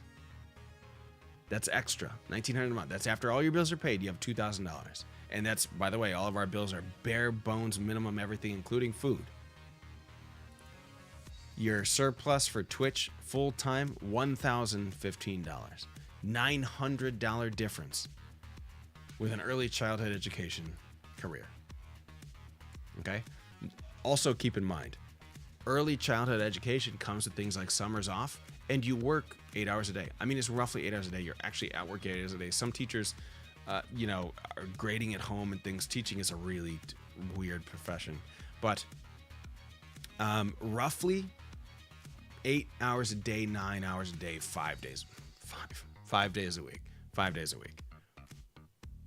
When you're trying to stream full time, you think you're only working 8 hours a day, 5 days a week? No, that's probably your stream time. Your weekends, now we're generating ideas. Now we're doing our consulting time. Now we're doing the Twitch marketing. We have our Patreon. We need to give our Patreon subscribers something. Now we're doing, I know a lot of female streamers that are part of different communities will do cosplay shoots and things, and then there's different tiers of Patreon, and they'll send out those pictures or whatever the medium is. But I've seen other Patreons from good friends of mine that do coaching tiers in their Patreon, and they could do different tiers of things. So, but they need to make time for coaching. I talk about hours-long sessions. You're talking about meeting up. Now you're spending hours and hours and hours going through DMs, looking at VOD reviews. I mean, that's not stream time. That's not live on-air time. This is more than 40 hours to do the full-time stream. I think we can all agree with that. What are we looking at? Yeah, full-time streaming reality. Yeah, basically is what we're looking at. Thank you. I don't think I'd ever stream full-time, even if I was in the position. Me either. Yeah, that's very smart, in my opinion. Let's take a look at a different career. You might be thinking early education is not really my thing. Their health insurance is crazy. They get, all this extra stuff. Maybe their 401k is a little nuts. Let's take a look. And by the way, this is conservative for a teacher 401k. Teacher 401k, because of the RSS, because they go through the union deals and everything, it's probably double.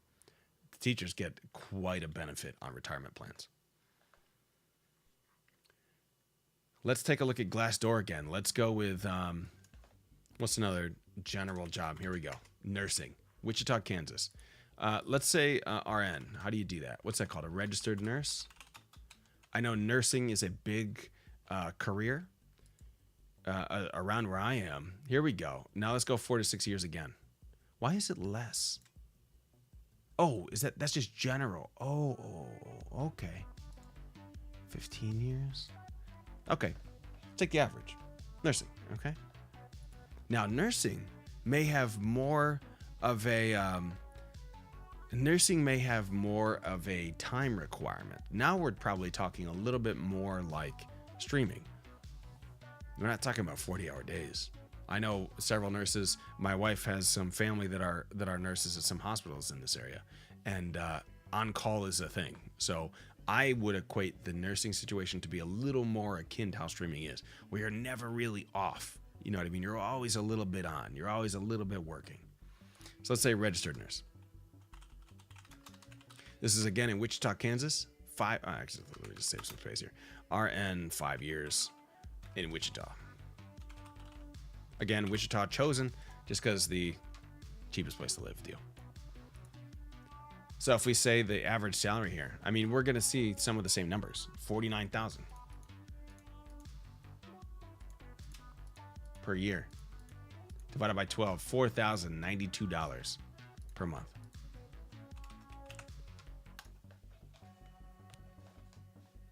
$4,092. You can see the number in the bottom right-hand corner of what we said for Twitch. 2,800. And by the way, if you're just catching up, when we created this Twitch income, we estimated some Patreon, because if you're trying to be full-time, you got to be doing it. Consulting, maybe that's coaching. We didn't estimate it in art here because I think that maybe take more time, but that could be a way here. We've also estimated 600 subs a month. 600 subs a month. Gets you $1,200 net coming out of that to you. $2,800 a month. Base salary for an RN, 5 years experience in Wichita, Kansas, $4,000. Did you include money for taxes? Yeah, it's big in Boston as well. Explains why Amazon was paying managers to move out there and pay for a living. 600 subs a month. Exactly, Drew. And that's a big point that we were making earlier. This is being super. I mean, this is a lot of work. 600 subs.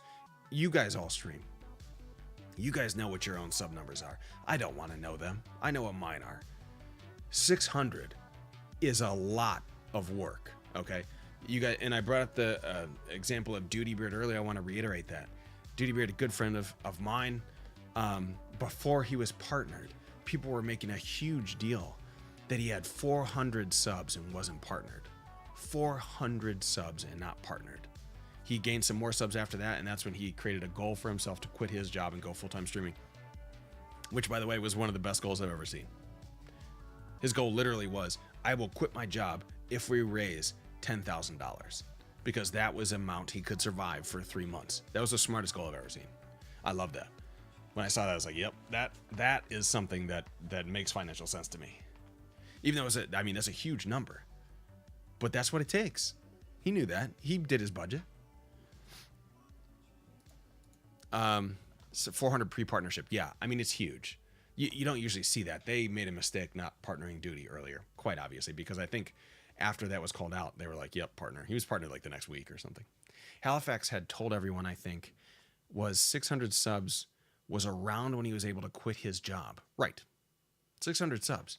A ton of work. And by the way, Halifax, one of the most well-known battle royale first-person shooter streamers that exists. I don't watch him. I've never seen him, but I know he plays with a lot of guys I do watch. He's played with the Doc. He's played with Visions. He's played with, all these guys. I think he's in TSM now. 600 subs is when he thought about quitting his job. 600. And that's Halifax, who's on an esports team. He's a good dude. Mr. Badman is a follower of a lot of those guys, and he actually schools me on a lot of that stuff. Keep me up. So, anyways, 401k for nurses. I actually can't speak from any kind of experience here. Let's add in $200. Let's say 5%, roughly. Actually, that's roughly 5%. Health insurance. I'm sure it's probably pretty good for RNs, but let's subtract some money out of here. PTO time. I don't even know if they get it. If we even said 0. Do nurses get vacation? I'm assuming yes. Let's say 150. That's probably really conservative for an RN. Let's look at something that a lot of people that are on. I mean, it's a big software engineer 1. Let's look at it. Software engineer in Wichita, Kansas. I don't watch him anymore, but he's a good dude. Yeah. So, software engineer, 5 years experience in Wichita, Kansas. Software engineer, $78,000 for 5 years experience. That's pretty damn good. Yeah, that's close to average. The other two jobs we looked at were a little bit below. 78,000.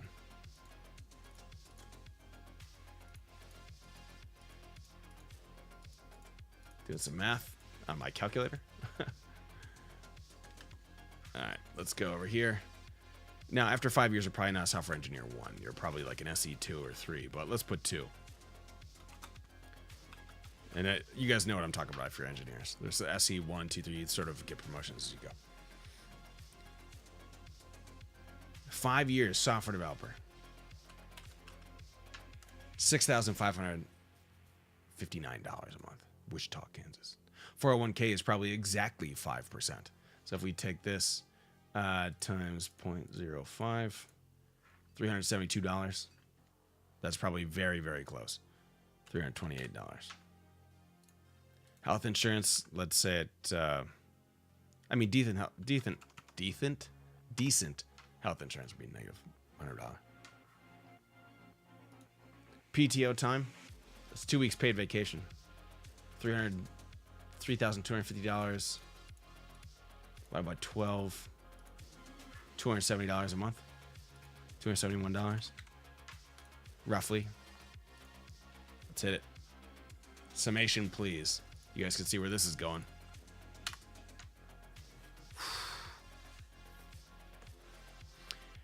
You're running all these numbers, it makes me feel like I need to be making more money. If you're thinking of full-time streaming, does in general need to make more money? Yeah.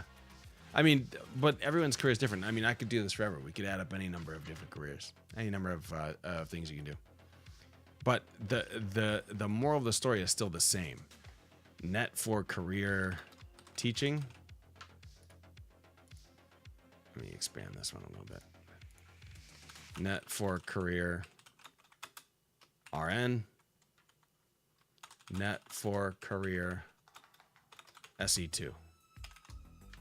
Again, if you work in those professions, you know exactly what I'm talking about. Let me go out here and get these numbers put in. It's going to be a little hard to read for a second. Just give me a second.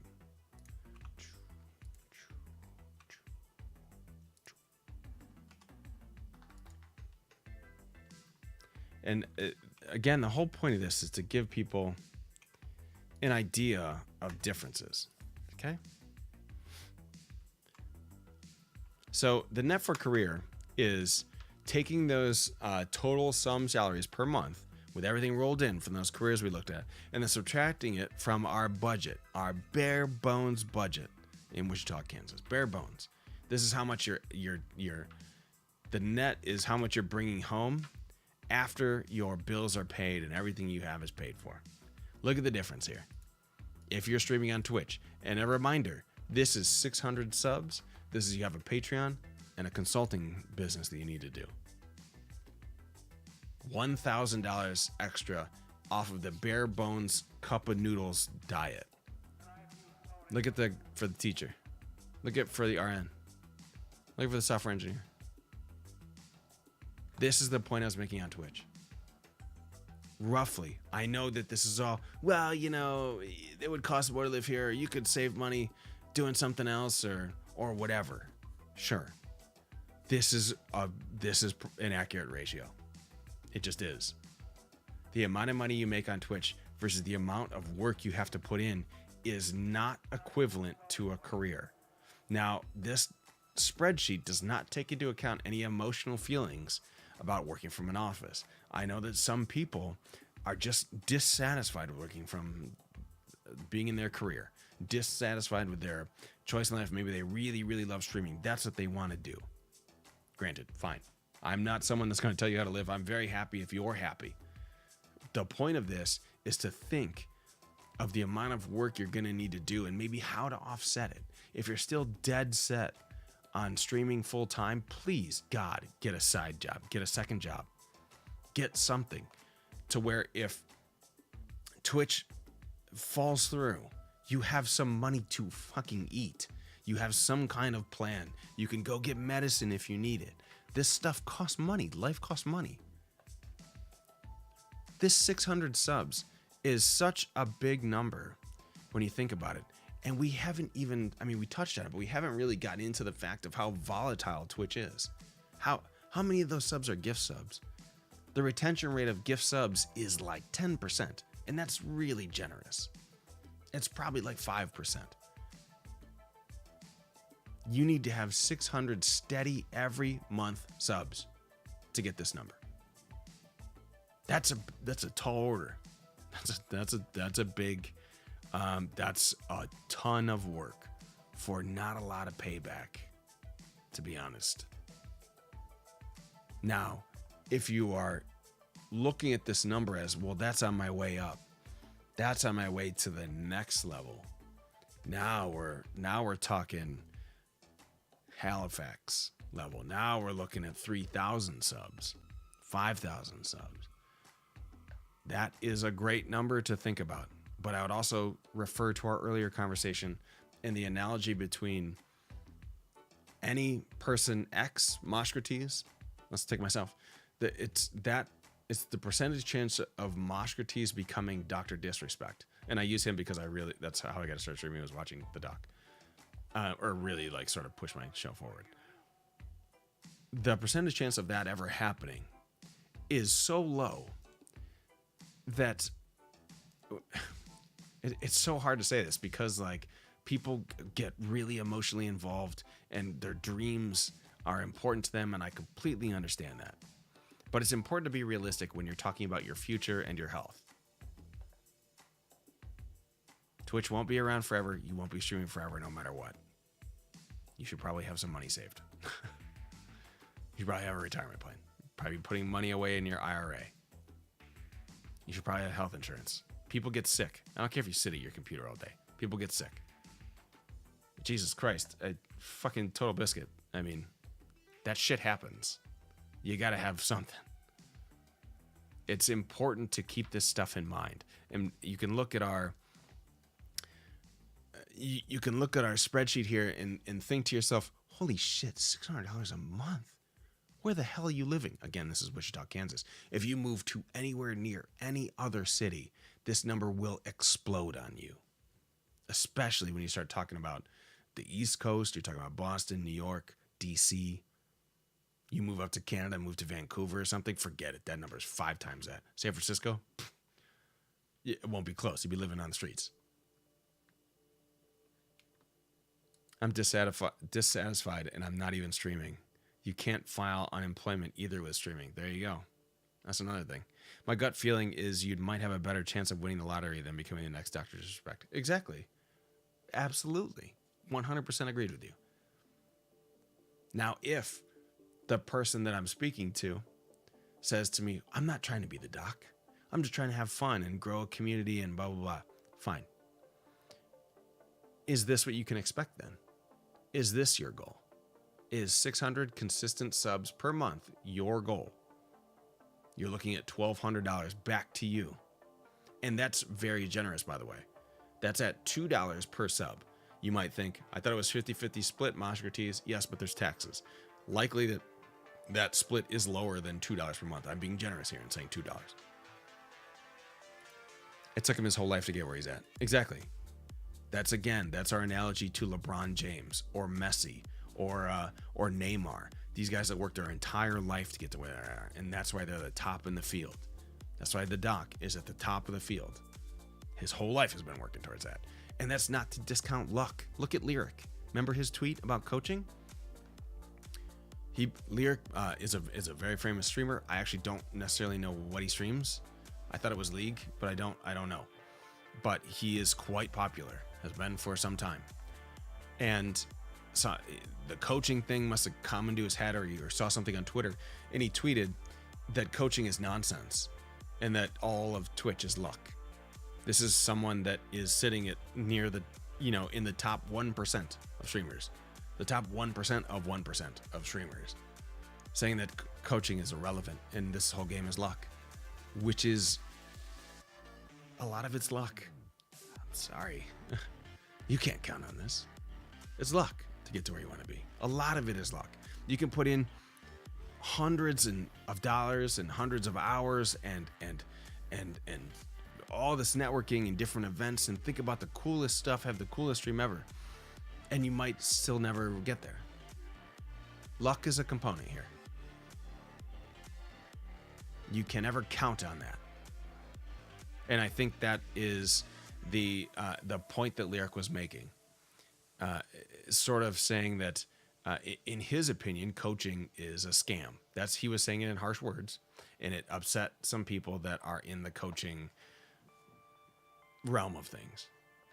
Understandably, that's how they make some of their living. So, hey, hearing the best streamer or one of the top streamers talk about this, it's probably not great. But it's probably not great for business, rather. But Lyric even says, like, he wouldn't have what he has if it weren't for some ridiculous luck. Look at one of the good friends of the show, Carastus. I love Carastus. Love him. I think he's a great streamer. He's a greater person. I met him at TwitchCon. He will tell you straight up, and I think it's listed on his page, if I'm not mistaken, on a text in his page. He will tell you straight up that the only reason he has partner is because of luck, and because of Shroud in particular. Shroud hosted him a year ago? A little over a year ago. I thought he just had it. I think he just recently had his 1 year partner anniversary or whatever. I think. Maybe it was 2 years. Shroud hosted him one day, or rated him, something like that. And that put him on the path to partner. Now, when you get rated by a big person like that, you need to have some retention skill. So it's not all luck. Cress has put in a lot of time. He's a great person, a good streamer. He was able to retain a chunk of those people. But that's why he's partner. He knows that. You could be just fine doing affiliate the whole time. He could have been. He probably would have made partner anyways. He's that good of a streamer. But he got partner because of that host from Shroud. How did Shroud pick him? Did this. Look at this. Got this mouse here. Oh, that looks good. Click. That's what he did. There wasn't any kind of networking course that Crastus took. He didn't know Shroud beforehand. He didn't sign up to get raid. He wasn't using Royale streamers. He happened to be streaming when Shroud was ending his stream. Shroud scrolled it a couple of times and then picked somebody. And by the way, Shroud wasn't playing Skyrim. Crastus was. He just scrolled the list. He wanted to see Skyrim. Yeah, Shroud is awesome. That's taking, by the way, this story takes nothing away from Korra. It takes nothing away from Shroud. Those are two fantastic people. Very fantastic people. But that is the circumstance of how he got, and that's not denigrating anything that his path to partnership at all. Because retention is the most important part, and that was all on him. But think about that. It's a spin of the wheel. That's it. That's it. You could put in hundreds of hours of work for years and years and years and never get picked by Shroud. And you just never get there. So another point to this is you need to be happy streaming to, you need to be happy what you're doing and happy where you are. And one of the ways you can do that is by having a career, a full-time career, working your job 9 to 5, whatever it is. And, you could be anything, trade person, teacher, you could be doing Uber. Set yourself up so that you're secure outside and then come to Twitch and have some fun. Because the chances of ever going to this high echelon are so small, there's almost a better chance you'll be randomly picked by Shroud. You think about it. There's almost a better chance of that. Got like some kind of gunk in my eye or something. It's making me crazy. Mosh just offended so many people. Crassus' partner, wow, that's crazy. Yeah, that's what Shroud picked him.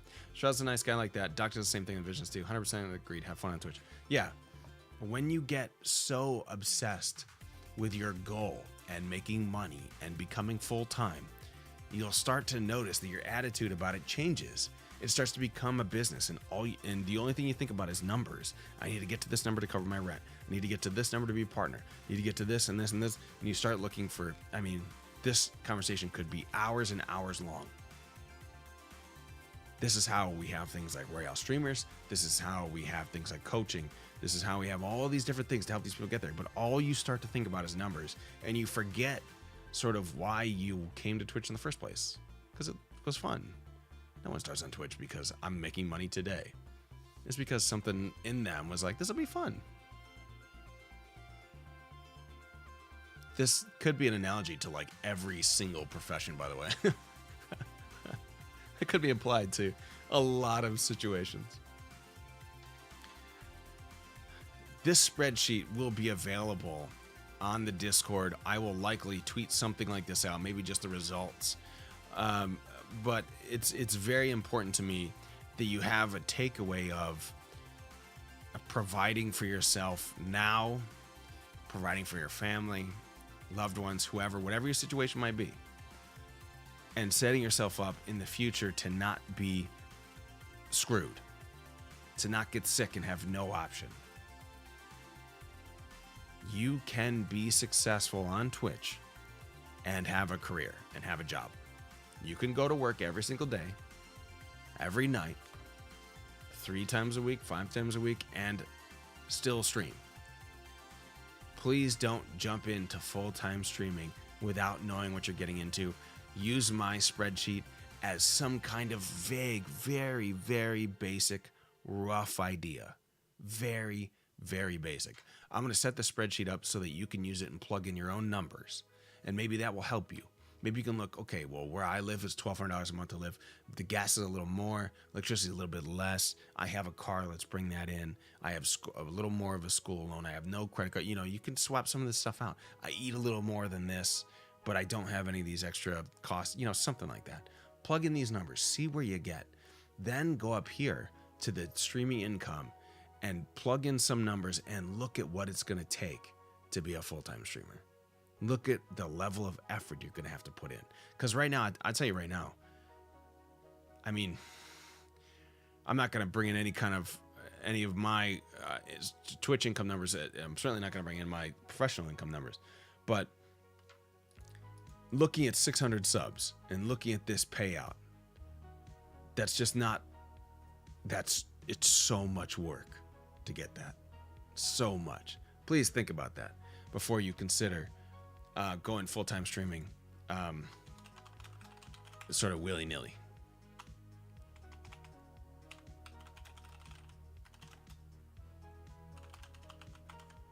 This is going to be, I'm going to refine this a little bit before I put this out, but this will be made available. If you start caring about those numbers and the viewers can see that, that's when you stop growing, in my opinion, right? It's a sort of a self-fulfilling prophecy in a way. You start caring too much about the numbers. You start worrying about making your rent, and all of a sudden you can people can feel that and they stop supporting you. So then you're getting more scared over, you know, it's just be secure on the outside first. Then come in here and start talking about, okay, by the way, a really smart thing to do would be, let's say you're a teacher in Wichita.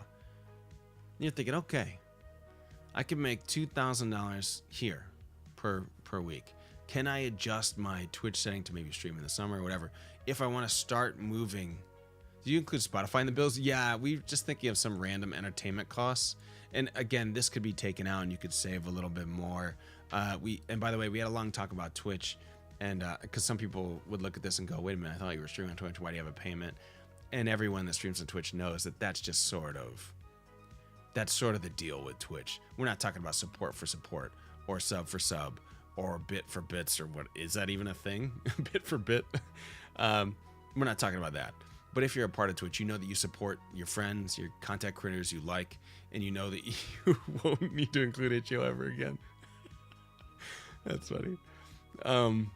But you know that if you're part of Twitch, you support people. There's a payment into Twitch. That's how it is. You meet great content creators you want to support. You have bots that you need to support for your own channel. You have costs that go into that. You're buying bits and giving them people, things like that. There's a cost to it. But anyways, I'll make this available. You guys can check it out. You can plug in your own numbers if it's at all useful. If it's not, that's fine. And this is not certainly for me to basically completely destroy your dream and hope of streaming full time. It can work. What I want you to do is just be realistic about percentages and be safe. That's it. I'm not going to berate you if you choose to go full-time streaming tomorrow. I will still be your friend and support you and help any way I can. Be careful about that. That's all I could say.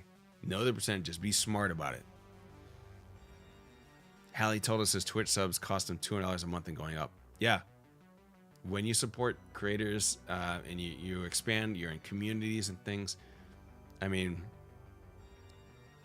$200 a month is probably pretty close to what mine was for quite a while. But that's there's a whole nother conversation about discretionary income that changes. It's very complicated. Everybody's budget has their own budget.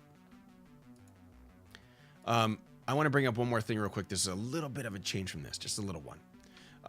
On my Discord, which I should probably put that in here someplace. That work? Okay. On the Discord, I made an announcement that I was creating a Google form.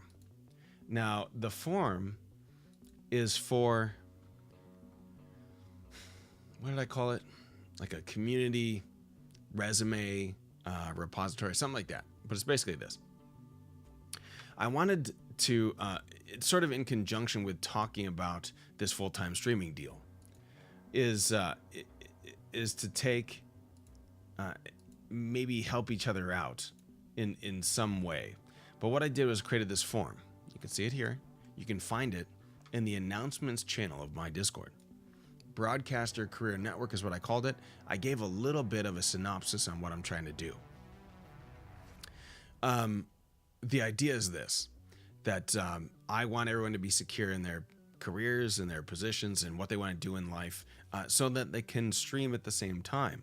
That's a goal. It's terrifying when people go full-time streaming. I want them to have other options.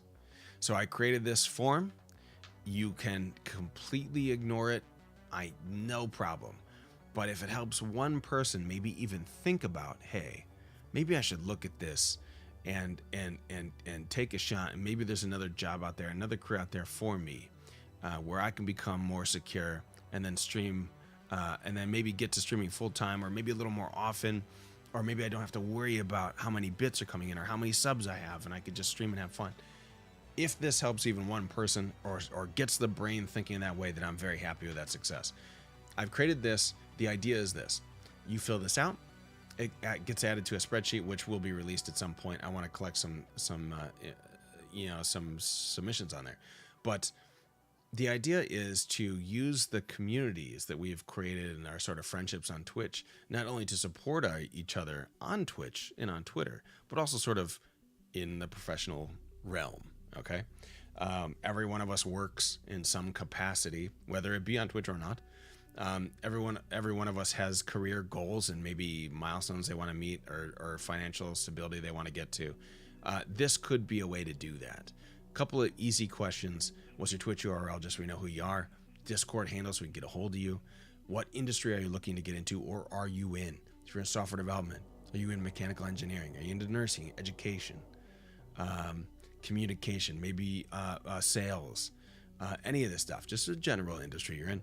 Where are you at? Are you willing to relocate? That's an important thing that they ask on resumes. You can go to anylickmonster.com. That'll be questions on there.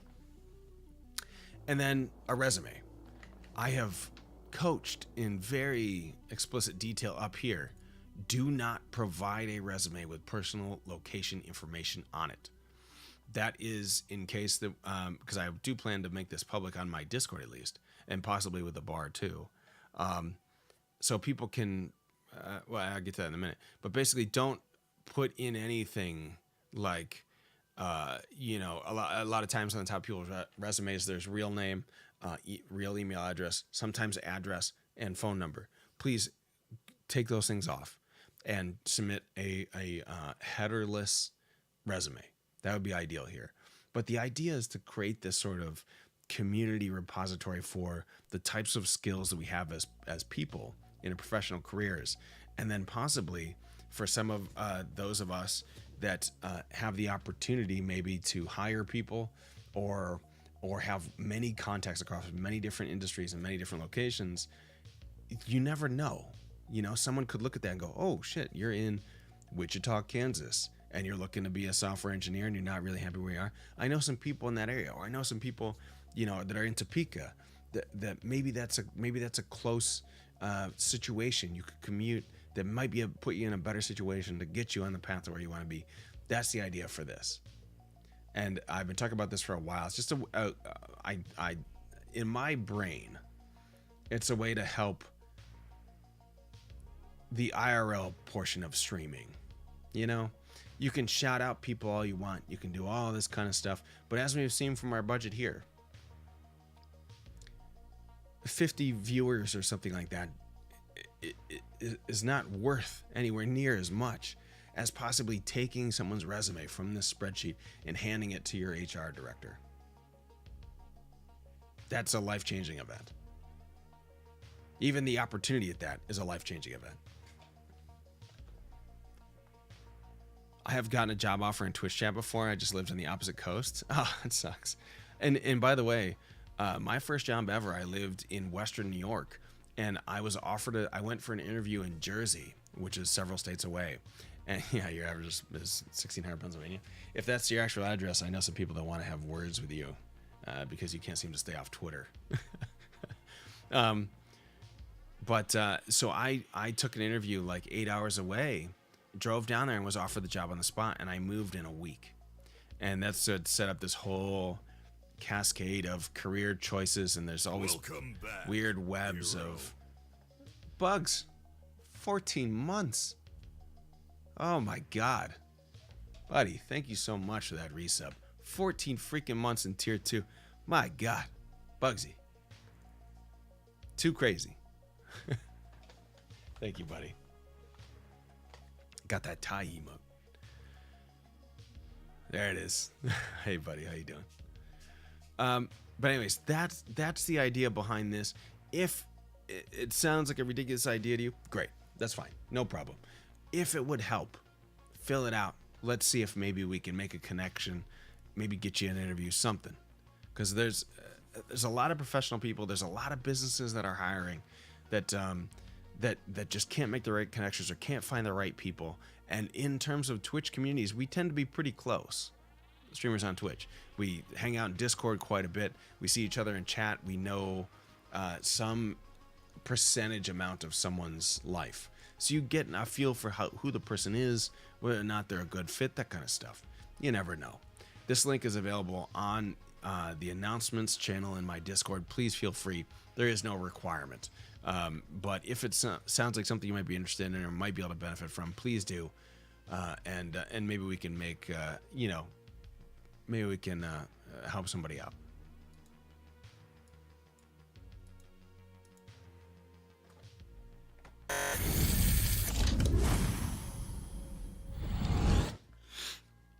This is a really quality talk tonight, guys.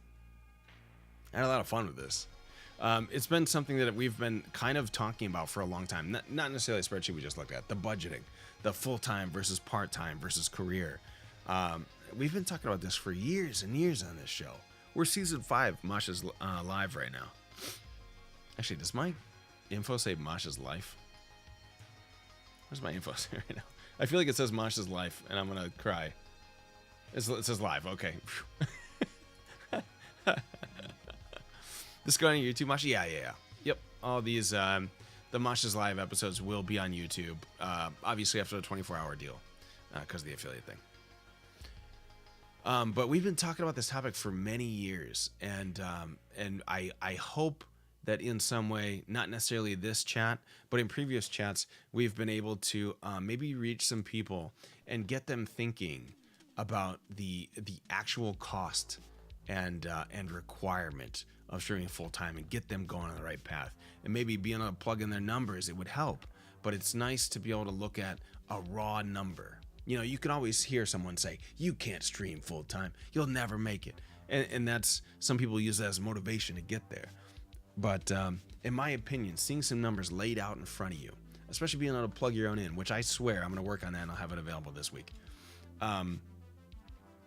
Being able to plug in your own numbers and really take a look at here's what it's going to take. Here's what I'm going to get back on streaming. Does this make sense? It might help reach one more person. If we can get to one person to say, you know what, I was thinking about full-time streaming, then I looked at the spreadsheet. It's just not going to, you know, I can make streaming work in a different way and still keep my job and still keep moving forward on what I'm doing. Then that's a home run for this conversation. more people need to hear and see it. So thanks, man. I really hope it helps anyone. I mean, that's great. Are you counting in all the costs? He did, but you own no car. I own a car. Yeah. I'll put the sheet up. The sheet's on Google right now. I'm gonna clean it up a little bit and I'll have it available on the Discord. I may shout it out on Twitter as well, and it will be the YouTube episode will be up as well. But yeah, we had a car in there and we took it out because of the streaming full time. Generally, you're also gonna have a car. It's a whole thing. You'll be able to plug in your own numbers. I'm gonna